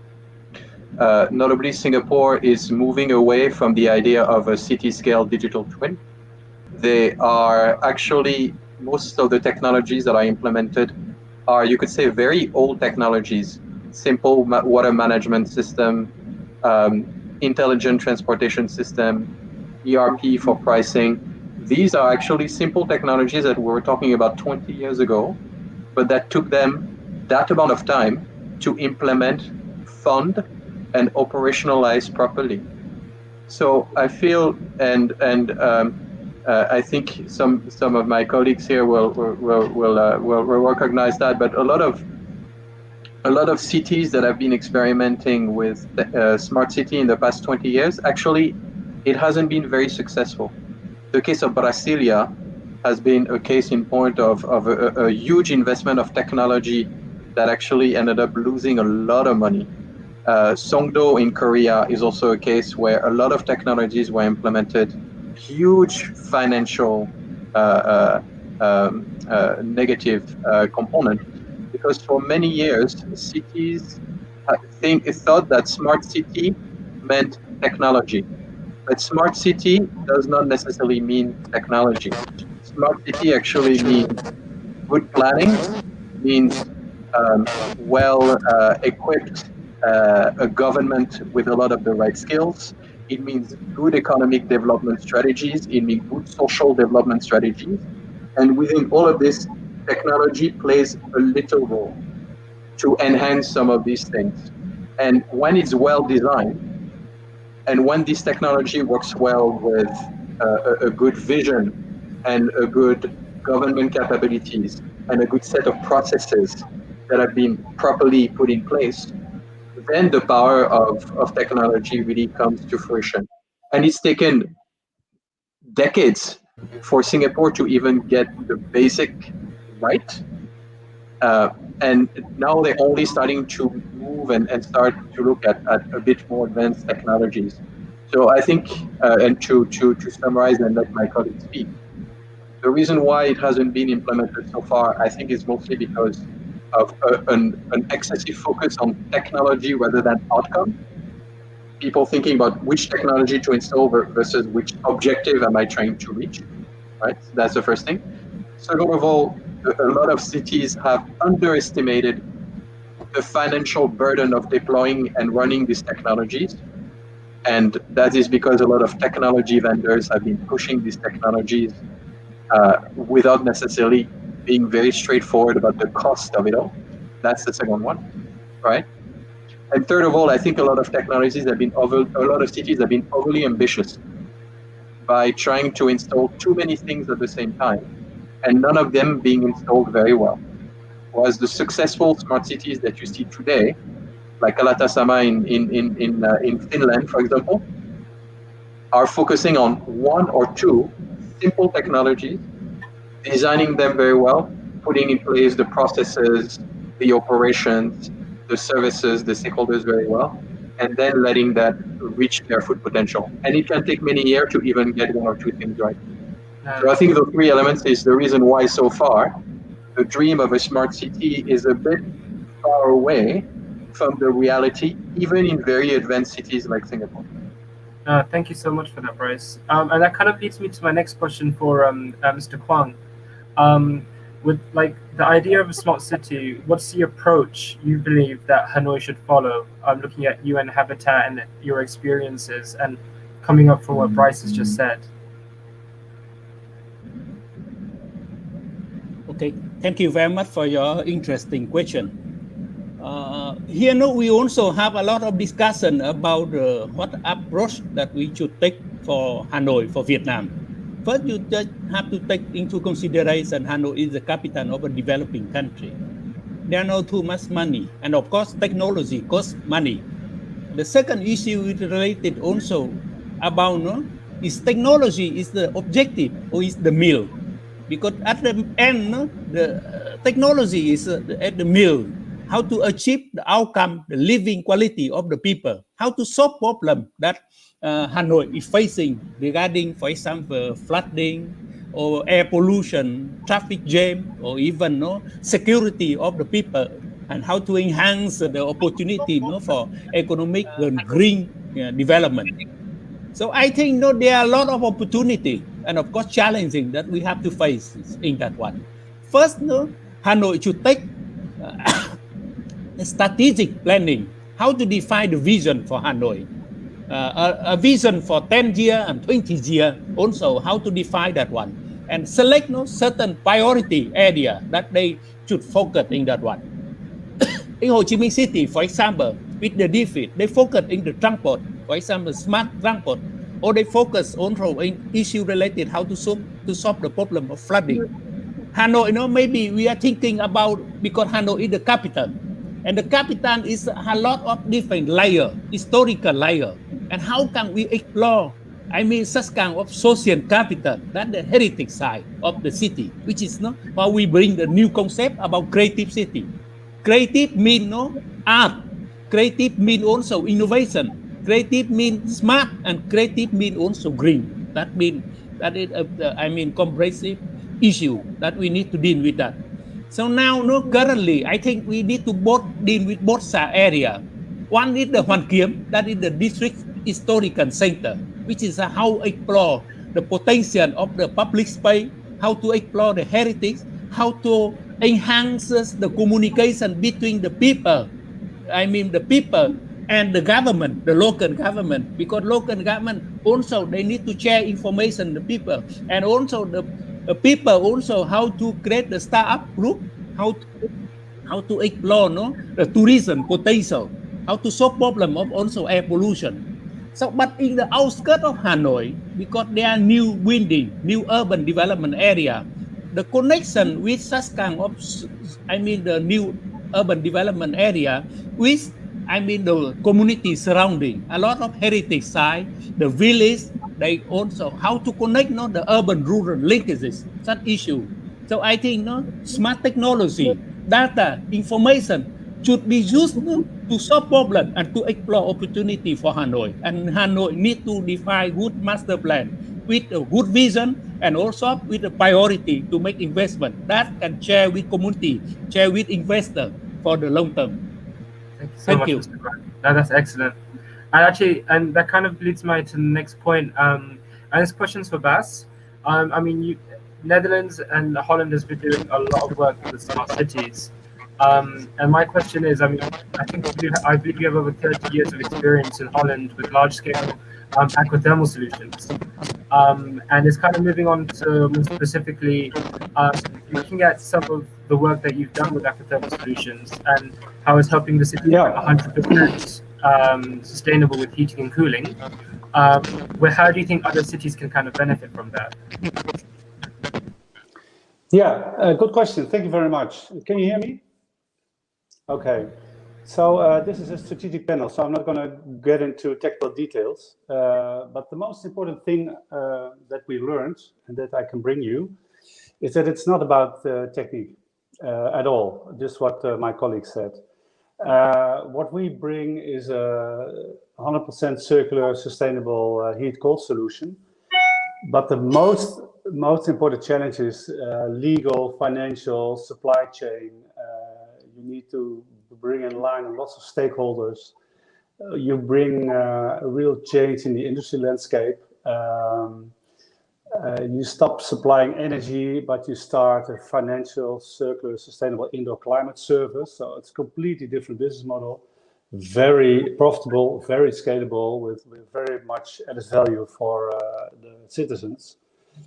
But as soon as you focus on the technical part, it goes off the rails, because technique is not the issue. The issue is everything surrounding the technique to make it a sound, upscalable business model in a different environment, in a different culture, with different stakeholders. And also the position of money, investors, is very important, because what we do is we provide energy solutions on heat and cold. So you have to get into the buildings, and they're not from you, they're from other people and from investors, and they can have other interests than a sustainable, payable, circular heat-cold solution. So the main message is it's not about technique, it's about the other stuff. Yeah. Excellent, thank you. Actually, stakeholders is a really interesting topic, because I know I started, like, you have a capital markets background as well, or capital markets financer background. So in terms of stakeholders, are we seeing a shift of the need of smart city stakeholders?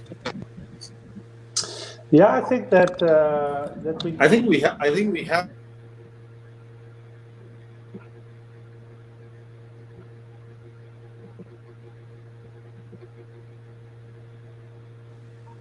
I am muted, but I'm back again. Yeah. Who's talking? Yeah. Yes. Hi there. So I think you're right, Jasir. We have seen that already. You know, in Asia, in Malaysia in particular, where there have been some very large township, sort of scaled projects. Forest City is quite well known as a mega township that the Chinese developers have built as a satellite city to Singapore. Impression City, which is a tourism-based, smart township project in Malacca. Bandar Malaysia, which is a city center project that links Singapore and KL together with the fast train design around that. So, many of these township projects were designed as mixed-use, large-scale mixed-use developments. Now, as the capital requirements grew and as the need to differentiate these projects grew, they sort of started repositioning themselves as smart city projects. Yes, definitely they're integrating the best technology, the best infrastructure. They're bringing in, things like tech parks. For example, in Bandar Malaysia. Bandar Malaysia means city center Malaysia. It's a new city center development, about 12 or 15 million square feet, a gross development value of about 60 billion US dollars plus. By any measure, it's a very, very large mixed-use development. So in order to differentiate itself and make it more kind of amenable to smart city developers, smart city investors, they've integrated aspects like the KL Internet City is the kind of cornerstone development within Bandar Malaysia. Within the KL Internet City, there is a data center hub project. You have some very large technology players like Tencent, Facebook, and I believe it's Google, have already committed to being anchor tenants of this facility. So I think there is this marketing type of approach to reposition themselves as more amenable to smart city projects, so they can participate in the strong interest, by global institutions to invest in smart cities and make the projects more financeable in that regard. And especially in the current environment that we are, during the course of this year, we've seen various economies come and go through the COVID crisis cycle, right? Obviously, China started first, then, it started spreading into different geographies. If you look at North America, they're still very much in the kind of peak crisis era, part of the cycle, whereas China's starting to come out. So as those things happen, you're seeing that capital is kind of drying up from various sources and increasing from other sources. The typical go-to investors for these large township projects or mixed-use development projects were the sovereign funds, were the Chinese investors coupled with Chinese EPC money, were Gulf investors, again, from sovereign fund, or, sovereign investors from places like Saudi, UAE, Qatar, and, the big global institutions from the US and from Europe, the UK and the US in particular. A lot of those sources of capital have dried up right now. Maybe the Chinese will come back online since they're early out of the crisis, and maybe the sovereign funds will step back in, because there is a lot of interest from sustainable and sort of green type of initiatives that sovereign funds are allocating money into. And more so than conventional mixed-use developments, smart cities are positioning themselves to partake in that. So I think we've seen all of that happen already. Some of it is real, some of it is just marketing, but it's a necessity, I think, for projects to be differentiated. Yeah, 100%. And it really brings up a need, because you don't want the same cities repeating what has already been done, because a lot of the times, especially when they're in the early initial phases of the stage, you don't know some of the issues which could go wrong, or and a lot of times you see cities which don't learn from previous mistakes and they end up repeating them. And it is a big occurrence within smart cities because everyone stays within their bubble. But no, that's a really excellent point, sir. Caio, in terms of Brazil, what are some of the things that Brazilian cities are preparing for? And in terms of ICTs, what have you been doing to get involved with them? And if you can talk about your experience, it'll be really interesting. Nice, thank you, Jazir. Although this big cultural issue, I think Brazilians are legally preparing to move forward more quickly, especially regarding the legal formats for contracting smart city projects. An important initiative is the launch of Brazilian Charter of Smart Cities that will be launched now, December 8th. In an event that we are organizing called Smart City Session.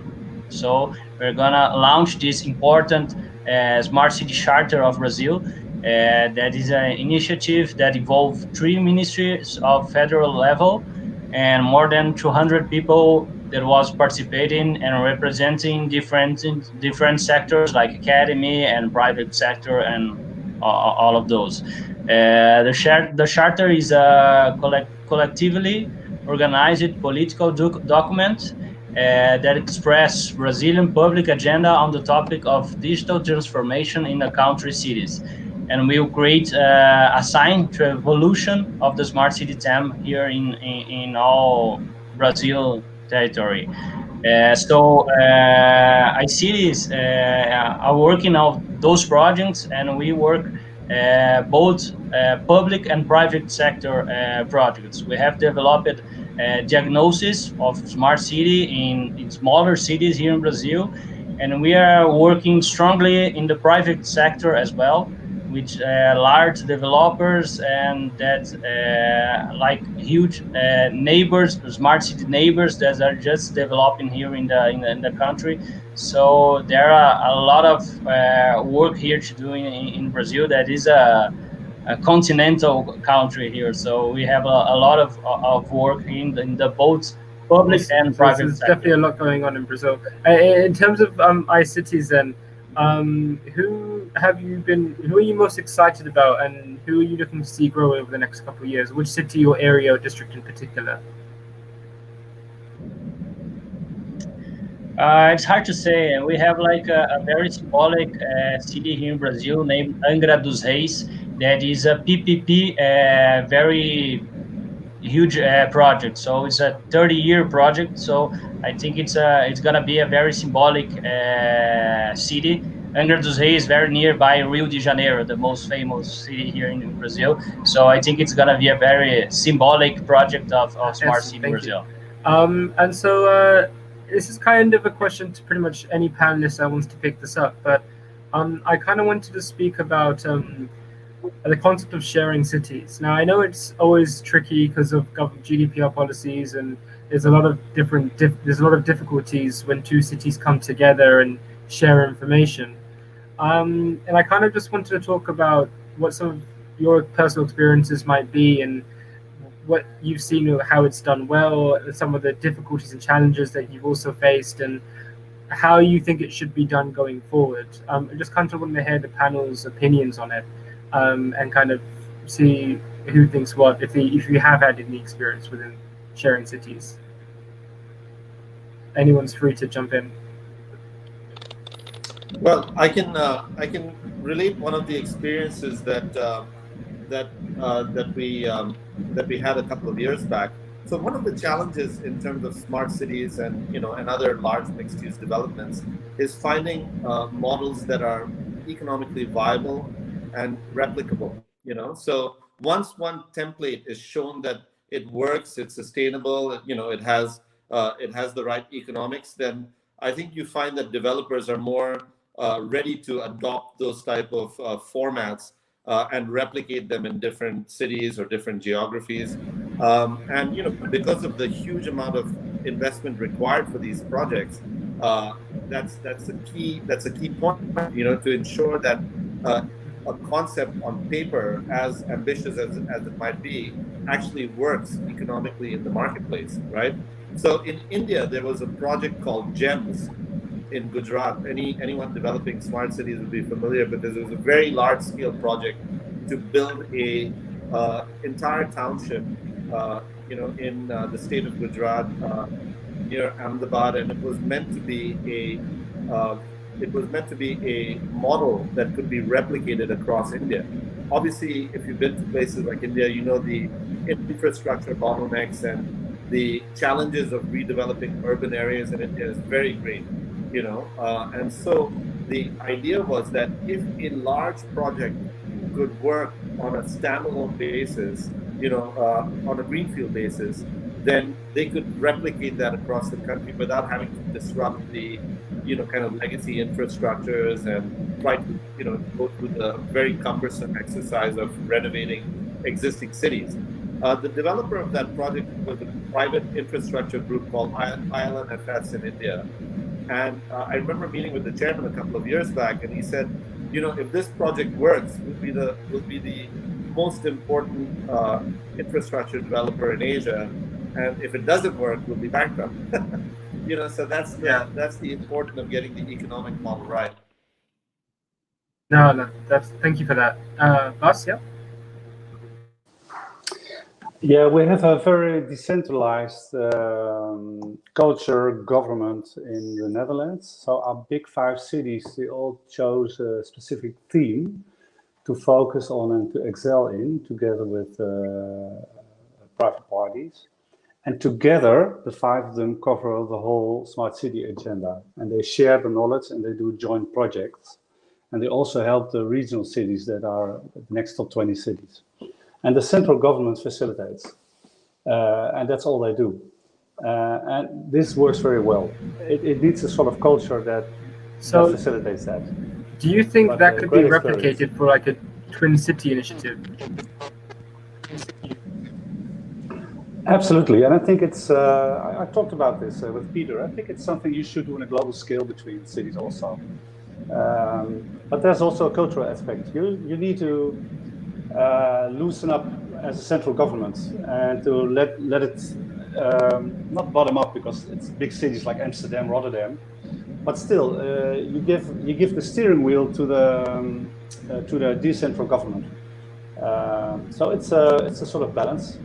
But I think that mayors and cities are getting more and more important over national governments. So I think that this is a crucial theme you just started. We should have a separate session on that. Yeah. Excellent. Yeah, Mr. Kwang? Yes. I think one of the main challenges that we are facing is how to break up the institutional challenges. How to bring the coordination between different levels, national level, with the city level and provincial level, and of course that means the cross-cutting issue, how to bring together people, how to bring up the coalition. So sometimes, maybe for example, in the case of Hoan Kiem, because Hoan Kiem is the district under the capital, I mean the city management. So the bureaucracy there is also challenging. How you get approval from the city mayor, and how you get approval from the party also, the consensus decision. And of course, you need also the support from national in terms of land, in terms of also urban policy, in how to facilitate engagement of the private sector. There's some, the investment law also is how is the taxation issue. So I think institutional challenging is really a barrier that you need to overcome. Bryce? Yeah, sorry, I was listening to what Kwang, Assad, and Bas were saying. Very, very interesting, very insightful. That learning a lot.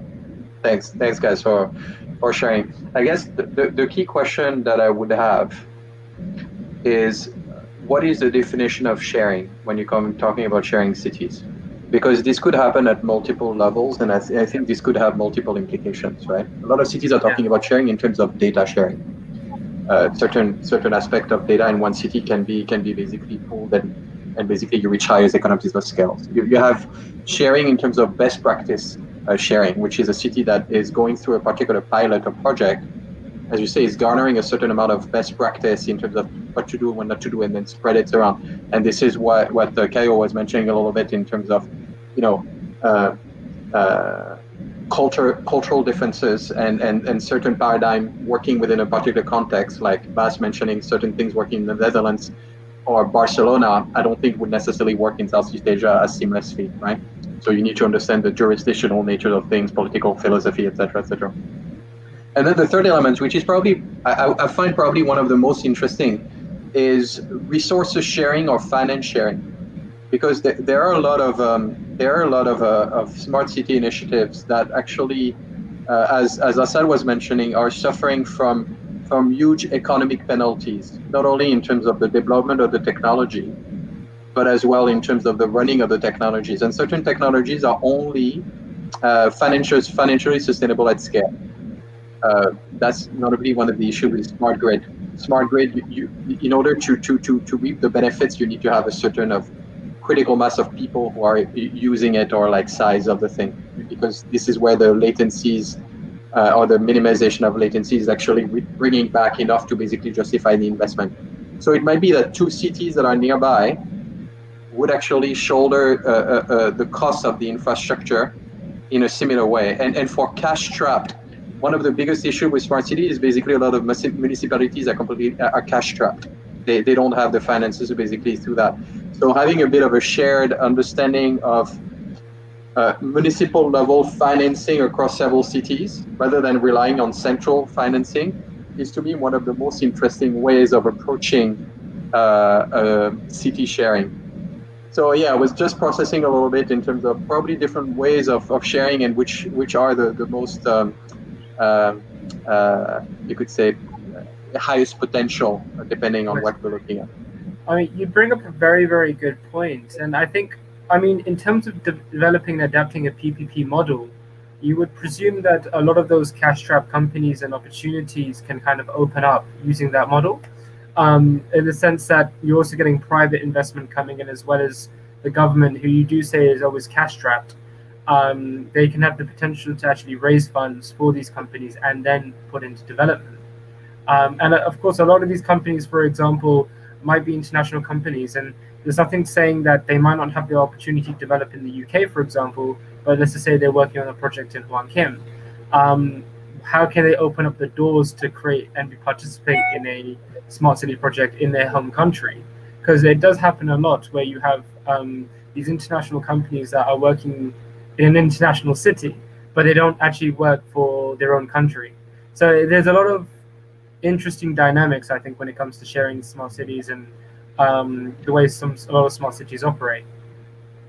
I'll jump to that just a quick minute before we relinquish it, because I really want to hear what people have to say about it. But yeah. I'm being very careful because I hear the term PPP being used very often as kind of a miracle cure for the financing problem of smart city. It is not. If it were, it would be everywhere. PPPs actually are very, very, very tricky because it requires an alignment of private sector incentives with public sector incentives. Public sector incentives are aligned with the public good. Private sector incentives are aligned with profitability.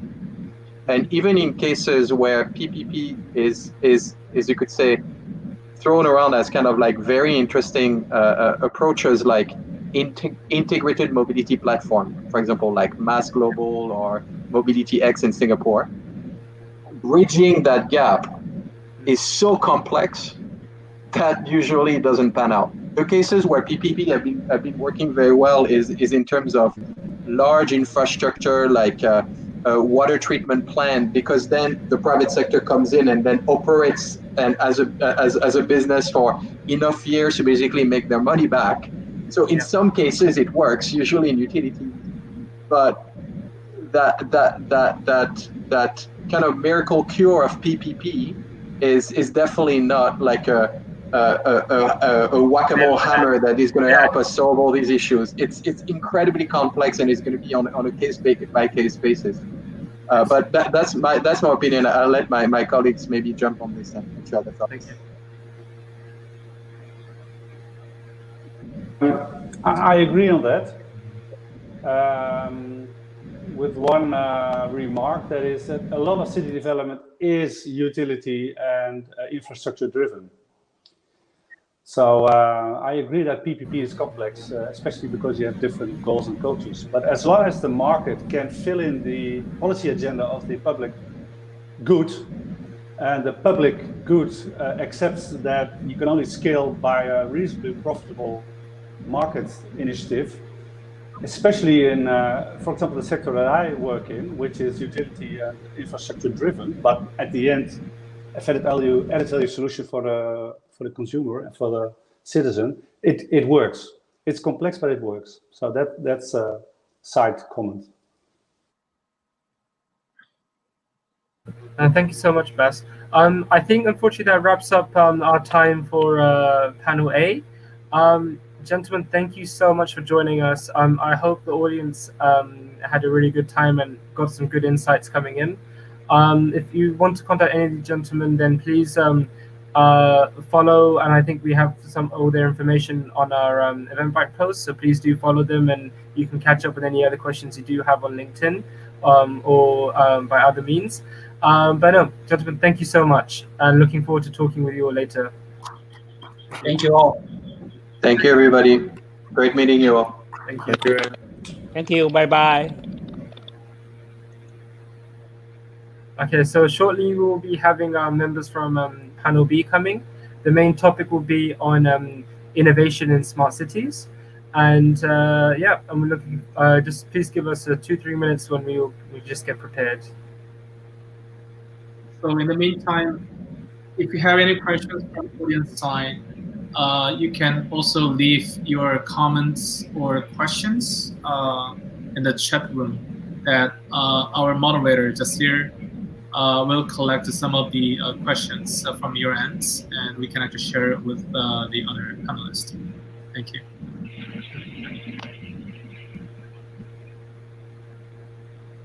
Okay.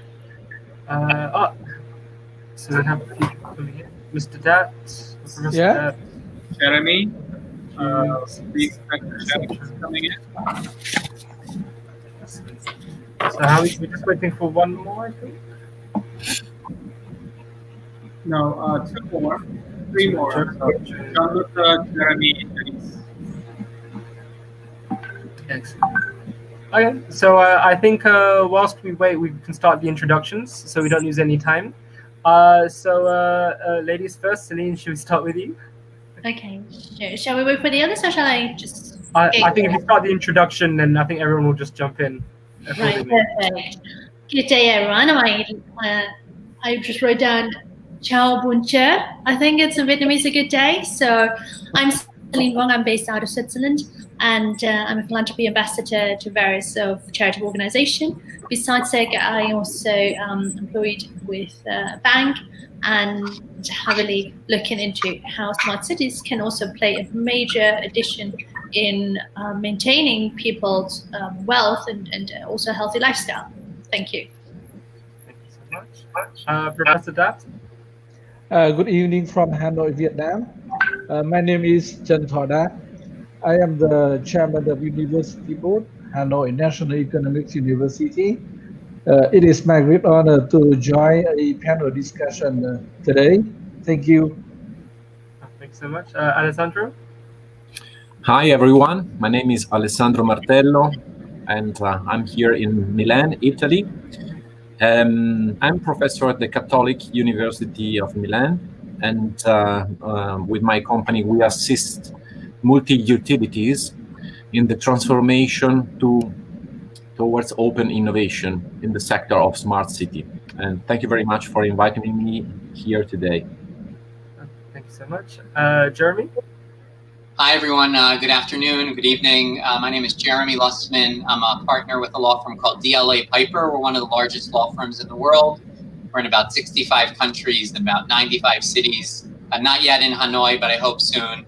I head up our Israel practice. I'm based in Tel Aviv, and I have the privilege of working with many Israeli technology companies, including in the smart city realm. So it's very nice to meet you all and spend a few minutes with you. Thank you. Thanks so much. And Gianluca? Hi, everyone. My name is Gianluca Galletto. I'm based in New York, so it's about 7 a.m. now. It's good. I work with a company. I've been up since 4:30 or so, but with a company called Global Futures Group, which provides advisory to public and private sectors entities to drive solutions in the smart city world. And we produce a conference to New York for smart cities in New York. Excellent. Thank you so much. Everyone, thank you so much for joining us today. So as you know, the topic is innovation in smart cities. And I know everyone will have their own opinions, and I'm really looking forward to hearing what everyone has to say. So I think we'll just jump in. And Gianluca, we ended with you, so we'll just quickly start with you. But just jumping straight in, what do you think is still missing in smart city conversation globally, or in some regions more or less compared to others? Very good question. I was listening to the previous panel, and there were a few things that I heard that I'm really in agreement with. Especially, I really like Bryce from Singapore. Let me start saying that I agree that the smart cities, as they were intended they're still intended like that in many parts of the world. I think they have failed. So the large projects that created a brand new city, or like transforming completely a neighborhood on a large scale, top down, it doesn't work. And I don't need to say why. But aside from that, we'll go back to this. But to answer your question more precisely, the main issue that I'm seeing around the world is that we talk about a lot of technology, a lot of creativity, but I don't see talking much about institutional change. What do I mean by that? I mean changes in the way the powers of a city between the powers to legislate or do policy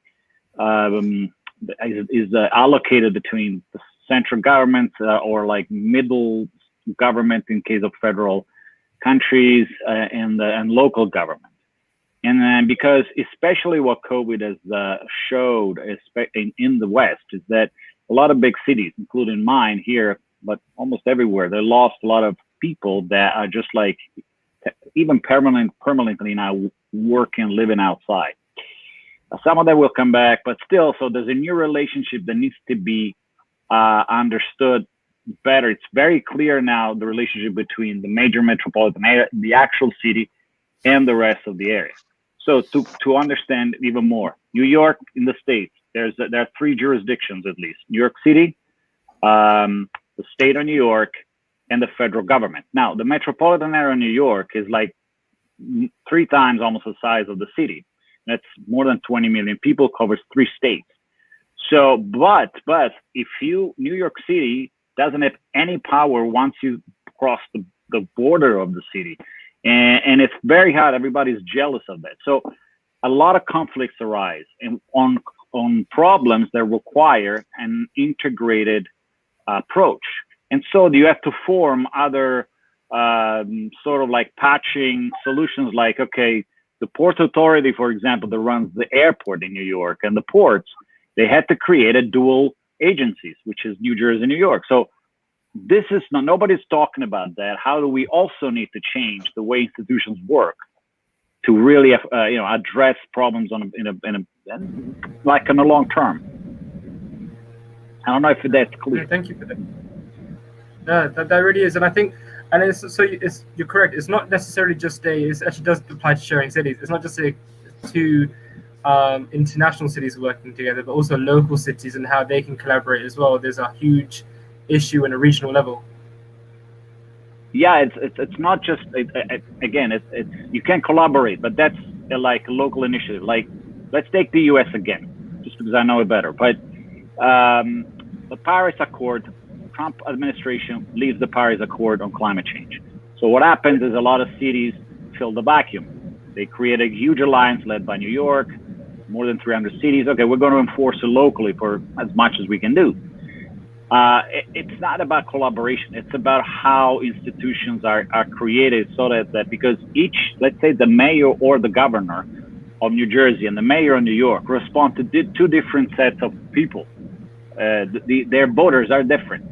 So their objectives are going to always in some form diverge. So you have to make sure that you create, let's say, a metropolitan area. I'm just saying something that has been tried in Europe, with like Italy has done that. It's not really worked very much, but like say a metropolitan area jurisdiction and mayorality and a council that can legislate, because the MTA that serves the public transportation, it goes and crosses so many different counties and other towns, and transportation is seriously a primary example of how an integrated approach is fundamentally important. Not to mention on COVID. I mean, we can start a long conversation on public health. Yeah. No, thank you. And Professor Dat, in terms of Hoan Kiem, so what do you think are some of the? I mean, literally just talking and listening to Gianluca's points there. Hoan Kiem, looking at its district, it has a lot of influence in French and European culture as well, not just Southeast Asian. So, looking at that, what are some of the challenges of implementation in terms of innovation? And listening to some of the issues that obviously Jean-Luc has been talking about regional issues, that you can see some potential difficulties and challenges that Hoan Kiem District will face. Actually, we are talking about Hoan Kiem Smart City project. I would like to share with you some update the situation in Hanoi, including Hoan Kiem District now. As you may know, as early July this year, life in Hanoi appears to be back to normal, or at least close to what is used to be before the COVID-19 pandemic. Uh, Actually, the return to normality is an obvious tribute to the government's policy that the government has helped contain the virus and contributed to saving human lives and the recovery of many domestic activities. And again, a traffic jam, construction noise, and people sipping a cup of tea, coffee can all be seen in the street of the capital city of Vietnam, including Hoan Kiem District, especially the downtown district of Hanoi. However, the rapid return to normality may prove also to be uncertain. We have a closer look at the street of Hanoi, revealing that some hotels and shops remain closed, while others have simply disappeared. It is a fact that Vietnam should not return to the old normal, but rather should define what will be the new normal one. And the pandemic has changed in so many ways how people work, how people live, and how people communicate. And however, we think that the COVID-19 crisis has offered a unique opportunity for Vietnam. As Peter mentioned, Vietnam is currently a fast-growing country, and we expect the growth rate this year at about 3%, 3%, and contributing to the success has been an accelerating process of urbanization that has seen the share of Vietnamese living in town and city climb from just less than 20% about 3 years ago to more than 36% today, nearly double people living in urban area. And to ensure continued rapid development, Vietnam policymakers need to rethink their approach to urbanization and pay much more attention to building smart city. So the Hoan Kiem project, I think, is a very good example pilot for smart city. For Vietnam, uh, I think that there are many parts of that not compliance with the legal system in Vietnam, such as various services and technology implemented by a smart city. A smart city can be prepared for deregulation, diverse support policy, and system mitigation to not only abide by law, but also properly executed pilot project. The method of the preparation is obtaining approval of the special law regarding smart city in Hanoi and Ho Chi Minh City. In Vietnam, there are 4 key topics which will be pushed forward for the development of sustainable cities in Vietnam, which are namely public transportation, green spaces, green buildings, and smart city initiatives. So there are a couple of issues that regarding to the smart city development in Vietnam now, and that the Hoan Kiem Smart City pilot project should take into account. Thank you so much. everyone sit down. Jazir, if I may jump in, Please, yeah. Also to tag on what Gianluca said. I think that smart city cannot exist if we don't have a smart society. And because probably what has been forgot in the previous trial of smart city is that you cannot create a smart city just making smart building and smart metering and so on. You have always to consider that there are people, there is government, and so you have also to change and take into account that at the end of the day, a society should have connection, should have a relation with the government that is working. Otherwise, you will have a lot of nice building without anything. And in my opinion, I was very happy that today Mr. Long spoke about heritage. He spoke about education. And also in the presentation of Peter, there were a keyword that for me was very important, that is people centricity. And I think that Hanoi has a great opportunity here to build a new kind of smart city. And I think that also COVID-19 helped us to understand that at the end of the day, in one month, the world can change. And then at the end, the social nets, the relationship among people and among institutions become the most important thing. Adding to that, maybe, I think we talk about so much about technology, but I think any technology must also be user-friendly. We forget that a lot of the population, the elderly, we saw it in the COVID-19 times.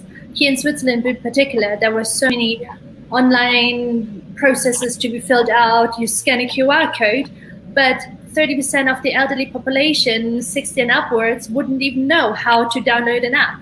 So I think what Chairman Long has already shared at the beginning, it's absolutely a step one already building up on the 5G and the network, because in the end, everything is so much nowadays digital. Yet we talk about technology and innovation, but I think also in the times of COVID, we saw that a lot of people are actually going back to traditional ways in any kinds of methods of living. So one topic that's very close to my heart, for example, is also the scarcity of water. So when I went to the UN General Assembly, we discussed a lot the future of water. And I'm absolutely delighted that the Smart City initiative is also hosted in Hanoi, known as the Water City. So how do we tackle water issues in the future? So, and it's not all about the latest gadget and technology, but actually filtration systems. There are osmosis technologies and all that, and they need to be put in place sooner rather than later, because we all already see and witness that water will be likely the gold of the future. So I can only appeal to all of the governments to really having a deep look into the planning of the water infrastructure across the world. I think it's just here. I totally agree, Celine. In terms of innovation in water, what other, you were mentioning filtration, but what other areas are there in terms of the progression for it and the enhancement, and what should cities really look at for development? Yeah, one of my favorite questions. I think it starts all with recycling and across everything, not just water, waste, electronic wastages as well. Nowadays, a lot of businesses are looking into how can we actually just develop and recycle the existing resources without actually killing additional plants in order to have additional wood for building. So we're looking at special filtration. So especially here in Switzerland, for example, we are completely surrounded by beautiful lakes. And the city actually, before they're touching the water and depriving it from the lakes, they've set it up multi-filtrational, non-chemical approaches as well. We're looking heavily into the agriculture, because of course that's one of the sectors that are using most of the water as well. Same applies also to countries like Vietnam and China, where agriculture is heavily being developed. And reverse osmosis, very close to Vietnam, we're seeing how Singapore has actually treated their issue with water. For many years, they had signed a treaty with the neighboring country of Malaysia Yet they knew that they really needed to look into a solution that actually helps them as a modern nation to also secure water for their people. And I can highly urge to that hopefully other nations cooperate on this topic across the borders instead of looking at this issue individually. Excellent. No, thank you so much. I know it's a huge point as well, because water is the underlying necessity for our survival. So it really should be a priority for most cities. I'd like to. Can I chime in on this? Sure. So I think she touched. Thank you, because you touched on an important point which is, I think, part of a larger point, which is the issue of access. I think smart cities today, people are doing any work in cities, we call it smart. We even have to agree, I think, on what smart cities really need, and we need probably some standardization of it. But access is fundamentally important, which whether it's access to water in some places, and it's access to the internet in other places. It doesn't, there are some parts of the world that don't have enough roads. So why am I going to talk there about drones? Yeah, maybe they work, or I don't know, flying cars. Who cares really? So that's a clear thing, which is access physical. And I learned in this last few years how physicality is even more important in the end than all the software part. And I noticed that, Hanoi, just one last thing, I was there, and I really was impressed by the country. I was there to work, for example, with the company AIC. And the fact that Asia also, and Vietnam is part of it, was able to go back almost to normal with COVID, also tells you something about the culture and how central government and coordination from the top sometimes is really critical. Yeah, that's it. Thank you, Monica. No, that's amazing. That's really good points there. Dennis, I'd love to have an introduction for you, but also I kind of want to jump on and just segue a little bit here. But in looking at innovation and looking at the next coming year, especially after looking at this crisis with COVID and everything, where do you think, what is there to look forward to? What are the trends that you're seeing now? And I think, Jeremy, if you want to sort of touch in after Dennis, I think it would be amazing. Hello, thank you. So, hello everyone. So I'm Denis. I'm the founder of citiesabc.com, and as well I've been writing books precisely about fourth industrial revolution. And as we spoke, I'm actually advising the Malaysian government and actually the Bangladesh government. So one of the things that, and I'm talking with a lot of governments, I think one of the things I've been finding when it comes to innovation for cities and governments is how can you engage the different parts of society? Like was mentioned before, you can come up with an entire, for instance, I think the biggest case study international was the failure of Google Smart City in Toronto, which is a very advanced city, but Google failed massive and they invest billions of dollars. So I think the point here is much more coming up with practical solutions that can engage different parts of society. And I would suggest that for me, the most innovative part is the invisible innovation. So I would say that, for instance, the success, I'm in London, and I've been in London for the last 10 years. And actually, for instance, I'm very close with Derek van der Kleef that created London Tech City. And as well, that created as well Level 49, where actually Peter is based, and the World Smart Cities Forum. And the success of London was the bridge between the universities and the research, then the city and the policymakers, which is very important.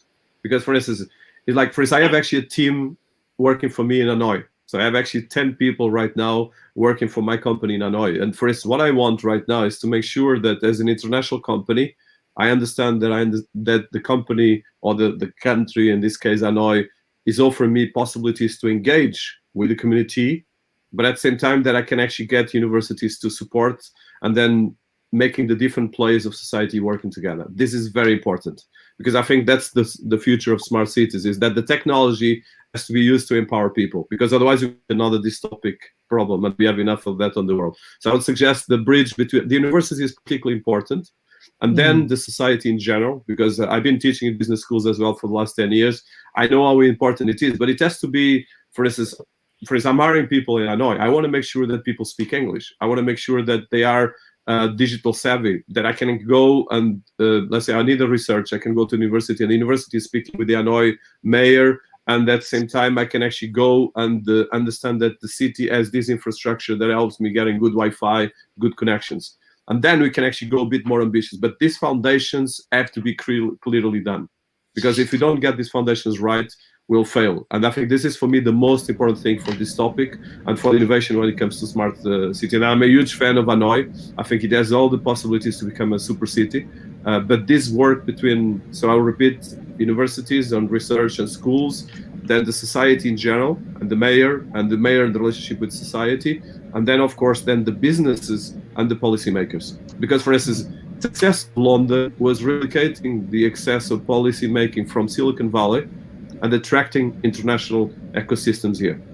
And part of that was making sure that a lot of money that the investors had in the UK could actually be applied, instead of making the money saving, applied to invest in startups and applied to invest in innovation.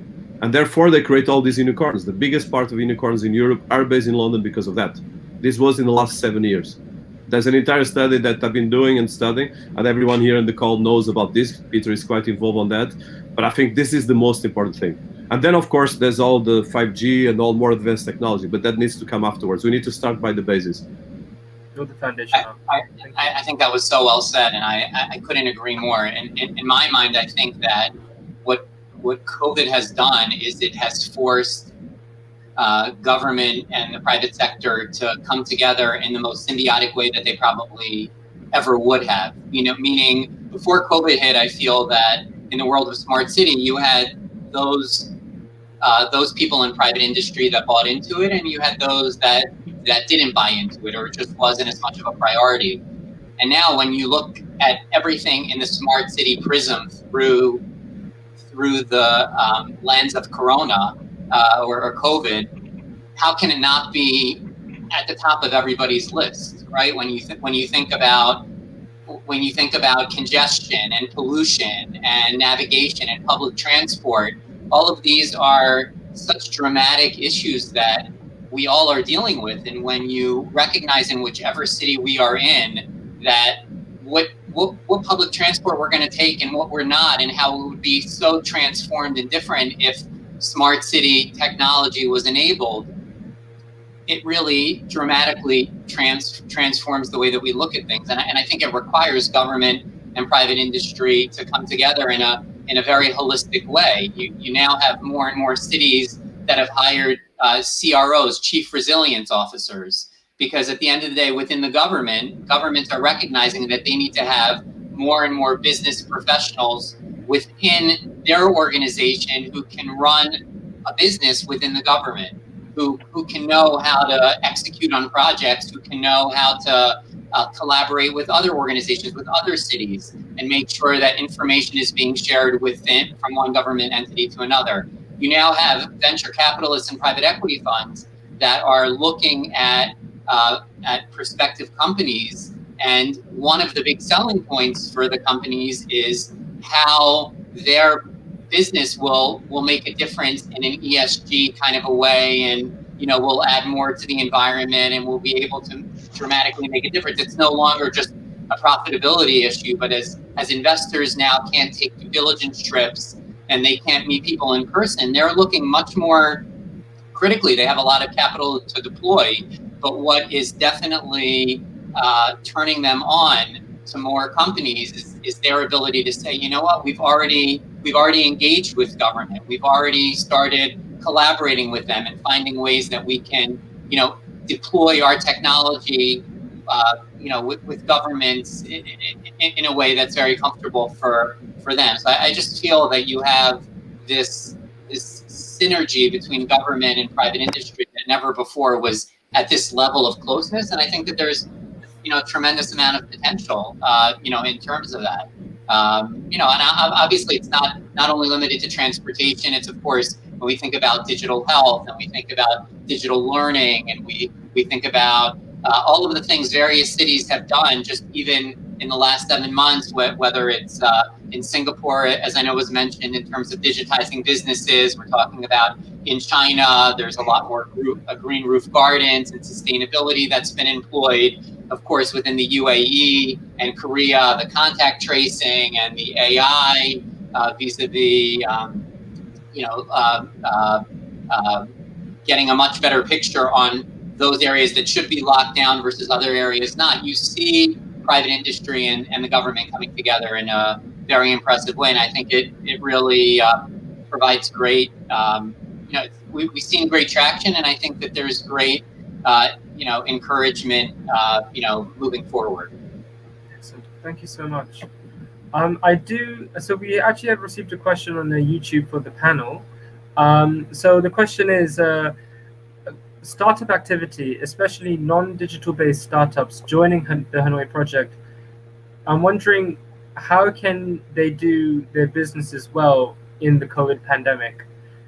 Most of the companies will be feeling uncomfortable by doing business. Are there any other solutions? So I think what they're trying to say is, specifically for non-digital based tech solutions, how can they participate, do you think? And I don't think this is just for Hanoi, but just openly for companies that you've had experience with, how can they get involved with smart city projects? Because I think being digital, being tech savvy is a big thing. But as you've all rightly said, is I think Celine, you brought this up, that people that were over the age of 60, they can't download an app. Like 30% of them don't know how to use it. So there's definitely a need for non-digital tech solutions. But how can they get involved, and how can they be seen as a smart city project? If I can give an example here out of Switzerland. So here, of course, we had a complete lockdown, as in restaurants were shut, hairdressers were shut, taxi drivers were out of job because there was simply no tourists. There was this tiny group of people who came up with a brilliant concept. Very simple, as I said, going back to the roots and how business had been done years and years before internet came on board. So the mail, the post, the classic post is still working. So there was this small restaurant that was just about to shut down, and they actually printed little postcards, and it said, we are now delivering food to your home. Please take, if you want lunch, dinner, or some sort of snack. They were mailing this postcard to all of the immediate household in the neighborhood, and they cooperated with a taxi company that was also in the same city, and they were doing the delivery. And this small initiative actually enabled not only the restaurant that was starting delivering food, but they were also cooperating with a local pharmacy, because clearly the pharmacy were open, but elderly people weren't comfortable in leaving their homes. So I think COVID really got us also back to think about, how can we continue living the comfort of the life that we have in an offline environment? So I was super excited actually that in this time I personally discovered that I was less stressed. You also see currently that the burnout syndrome rates are also going down, because you're not stuck in traffic. You don't have to go into a busy office. So even though with all the health downside of COVID, I think in terms of people and human, and that's ultimately what any city, and not only a smart city is connected, has brought us somehow back to our roots. So answering this question, I would advise to look into how you can reinvent your business in a non-connected, non-internet potential world, and also look into collaboration and partnerships. The government here in particular had been very helpful with financial means, and banks had been offering also grants and loans. So I would also advise to spend a few hours on the internet, on the newspaper, to find out what help there is, and also collaborate with industry that are not necessarily yours. So that would be my I would just add one quick point. I think that during this period, obviously this is a period we all would have wished never happened, but I think one of the advantages of this period is, traditionally in a lot of cities like Hanoi, if you wanted to make an impression, if you wanted to actually conduct business, you needed to be there in person. You needed to travel, you needed to forge those relationships. And of course, nothing replaces creating those relationships in person. But what we have all seen during this period is that governments and industry have had to adapt. And I think that actually provides a lot of technology companies who previously wouldn't necessarily have the means or the funds or the ability to travel, or they wouldn't know how to navigate. now, as was just said, now the ability to online figure out who the right players are, who the right connectors are, how to reach out in an effective way and introduce who you are and your technology, and being able to set up a series of Zooms and the like. Never before that would have been entertained, and now it's the way that we're all conducting business. So I think that actually provides opportunities for a lot more companies than otherwise was the case beforehand. And we even signed an MOU just now. On this point, just to touch up on what was said also about London, like in New York, the experience can show that the role that the city government can do to actually help these efforts, from startups that are not necessarily tech, but everything that goes under maybe the social impact realm. It showed that it's been really important, like the famous public-private partnerships. The only way they have worked here, but mostly when it comes to social impact and mostly with philanthropy. But the city has done, and then that's what means having a collaboration, a great coalition between the private sector, public sector, academia, etc. That's what made New York a completely different city than it used to be. I work with the mayor, so I've seen that happening. I mean, it created, though, just to go back, other set of problems and inequality. But I'd like to finish later on this, on my conclusion. So I want to leave more space for you guys. No, actually, it brings an interesting point as well. Because Alessandro, you're working on a social smart city in Italy, I believe. So what are some of the impacts you're also facing over there? And if you want to tell us about that. Yeah, actually, starting 1 year ago, we have created a non-profit organization that focus on 4 major problems. The first problem that we are suffering is the strong immigration from North Africa and sub-Saharan Africa. That actually is not a problem, but when the magnitude is very big, it can become a problem. Then we have a lot of people that lost their job, uneducated people. They are not able to be re-included in the society.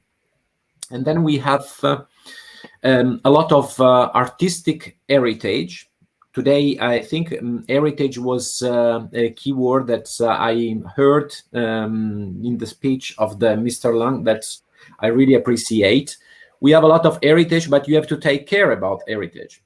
And then we have citizens that are disappointed because some cities in some areas, they are very dirty. So we decided to put all this together, and we created, thanks to a platform that is a connection platform and a crowdfunding platform. We created a model that is very simple. A team composed by immigrants and, let's say, poor Italian, unemployed. They go together and they go to clean the city, creating a diverse team where immigrants and Italian mix together as volunteer to clean the city in the area where the city government is not able to go for any reason. During this period, we experienced an incredible effect on the team because immigrants feel important, feel that they are giving back to the society. Uneducated people, they find again their self-confidence. And in the meanwhile, we are able to train them to be back in the, let's say, business world, in the work environment. And then we educate them in order to find, let's say, a standard work after a trial period of 6 months. The result is amazing. We started in Milan with a test, and now starting from January and February, we will expand it to Rome, to Florence and Brescia. And this project has been presented to the Italian government and will be probably presented to the European Commission to be included in a European program. So it's a very simple model based on actually a platform on crowdfunding, involving citizens, involving people, and creating through integration. Did you receive any help? Sorry, but from the city of I'm Italian, of course. Sorry, because you can see I've been here a long time. But did you receive any help from the city of Milan in any form? Doesn't have to be financial, but enabling. Actually, we have been lucky. We have been lucky because there were a deputy of Milan that's fall in love with this project, and Majorino. And he helped us to immediately make it happen. So it made the support was great. Not only he accepted to go on, but he also gave us a first fund in order to make this test. And now we are involving other government. But your point is right. You need the support. But you cannot imagine the impact on the society and the impact on the heritage that you have. Citizens feel involved, and also they feel that they are that somebody is listening to them. Because the big problem here is that people think government, at least in Italy, is like that. But I think not only in Italy. That citizens, they feel that they are connected, but at the end of the day, government, they don't listen what they are saying unless they go in the street, as they are doing in France, and they destroy everything. And so the big advantage here is that you can impact as a small citizen, unique citizen, you can impact and you see the results of what you want. And this is great. Thank you so much, Alessandro. Unfortunately, I think that's all we have time for today, just so we can wrap up punctually. Thank you all our panelists for coming, and thank you, Chairman and the team over there for participating as well. I believe Peter will do his final remarks, but thank you all. Thank you so much. And again, if anyone wants to contact, if anyone has any questions for our panelists, the information should be available on social media, so please feel free to add them and send any direct messages to them as well. Thank you, everyone. Take care. Thank you. Okay, thank you. Thank you very much, all. So thank you very much doing as the moderator just here. You did a great job, marvelous job. Thank you very much for that. Peter, one piece of advertisement. One piece of advertisement for so the photo behind me, as you can see, is definitely not a modern city. That's Positano. Okay, and I'm not there. I wish I were there, but I use it because that's a place where I would like to be, like with a smart but with invisible technology. So that's but that's good, beautiful quality of life. Exactly. So actually, I've been to Positano twice. I'm sorry, but great. Actually, on the way, I had a conference. I actually was doing my speaker at Naples. Maybe 4 years ago. I was the representative of Israel, Israeli delegate. So weird though. But nice. I stopped by Positano. I was really amazed at the beauty of small town, and you never seen kind of beautiful, Meet the partnership Hanoi, Positano, Naples. Yeah, I'm actually perfect. So welcome to Hanoi in the near future. I'd love to. Right. Okay. So it's time to wrap it up. So today, as of December 3rd, the Hanoi Hoan Kiem Smart City project is officially declared by Hanoi Hoan Kiem City Council and the World Smart Cities Forum Consortium. I'm really grateful that the special dedication from Chairman Long, thank you very much, is the chairman of Hanoi Hoan Kiem District Council, and also he celebrated with me for today's the declarations and also the vision of Hanoi Smart City. Special thanks to the DIT of the UK, Department of International Trade of the UK, and all experts. The audience actually is seeing you all here on the screen.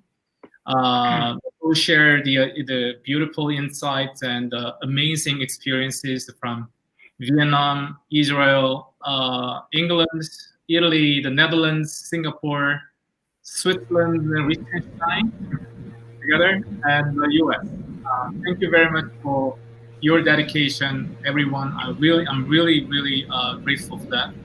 So for the audience, if you do have a lot of questions, because due to the limited time, we cannot share everything at a time. But if you do have your own questions, you can stop by our social network. You can get access to World Smart Cities Forum website or the Smart City Tech Sandbox official site, which is XnTREE.co, or any relevant social media platform. You can actually just get into that. We will definitely share all the information if you have any questions. Thank you very much again. So we hope to see you again next time. I think the next webinar will be right after the winter break. I know the COVID-19, everybody suffers from it now.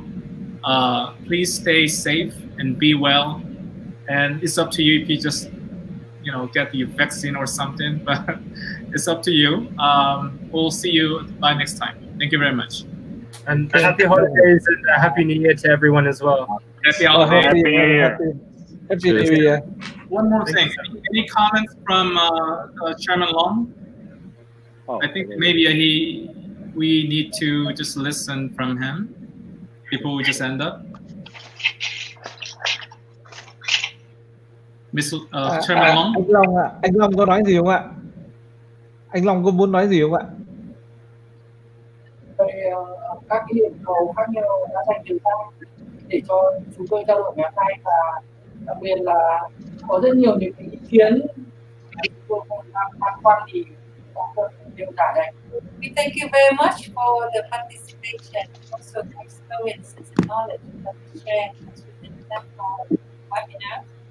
And there are the discussion point that actually we were struggling before, but now we're explaining really like we really appreciate that. Và trong thời gian tới thì chúng tôi sẽ bước cả buổi trong buổi tiếp. And we will schedule for the next discussion Absolutely. and the next presentation that may happen sometime in January. Và bây giờ thì cũng là tháng 12 và chúc tất cả các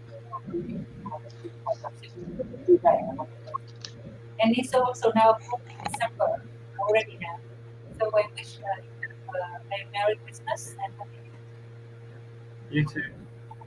Okay, great. Thank you very much. Thank you, everyone. Thank you, Chairman Long, and everyone. Bye next time. Thank you very much. Bye. See you next time. See you next time. Bye.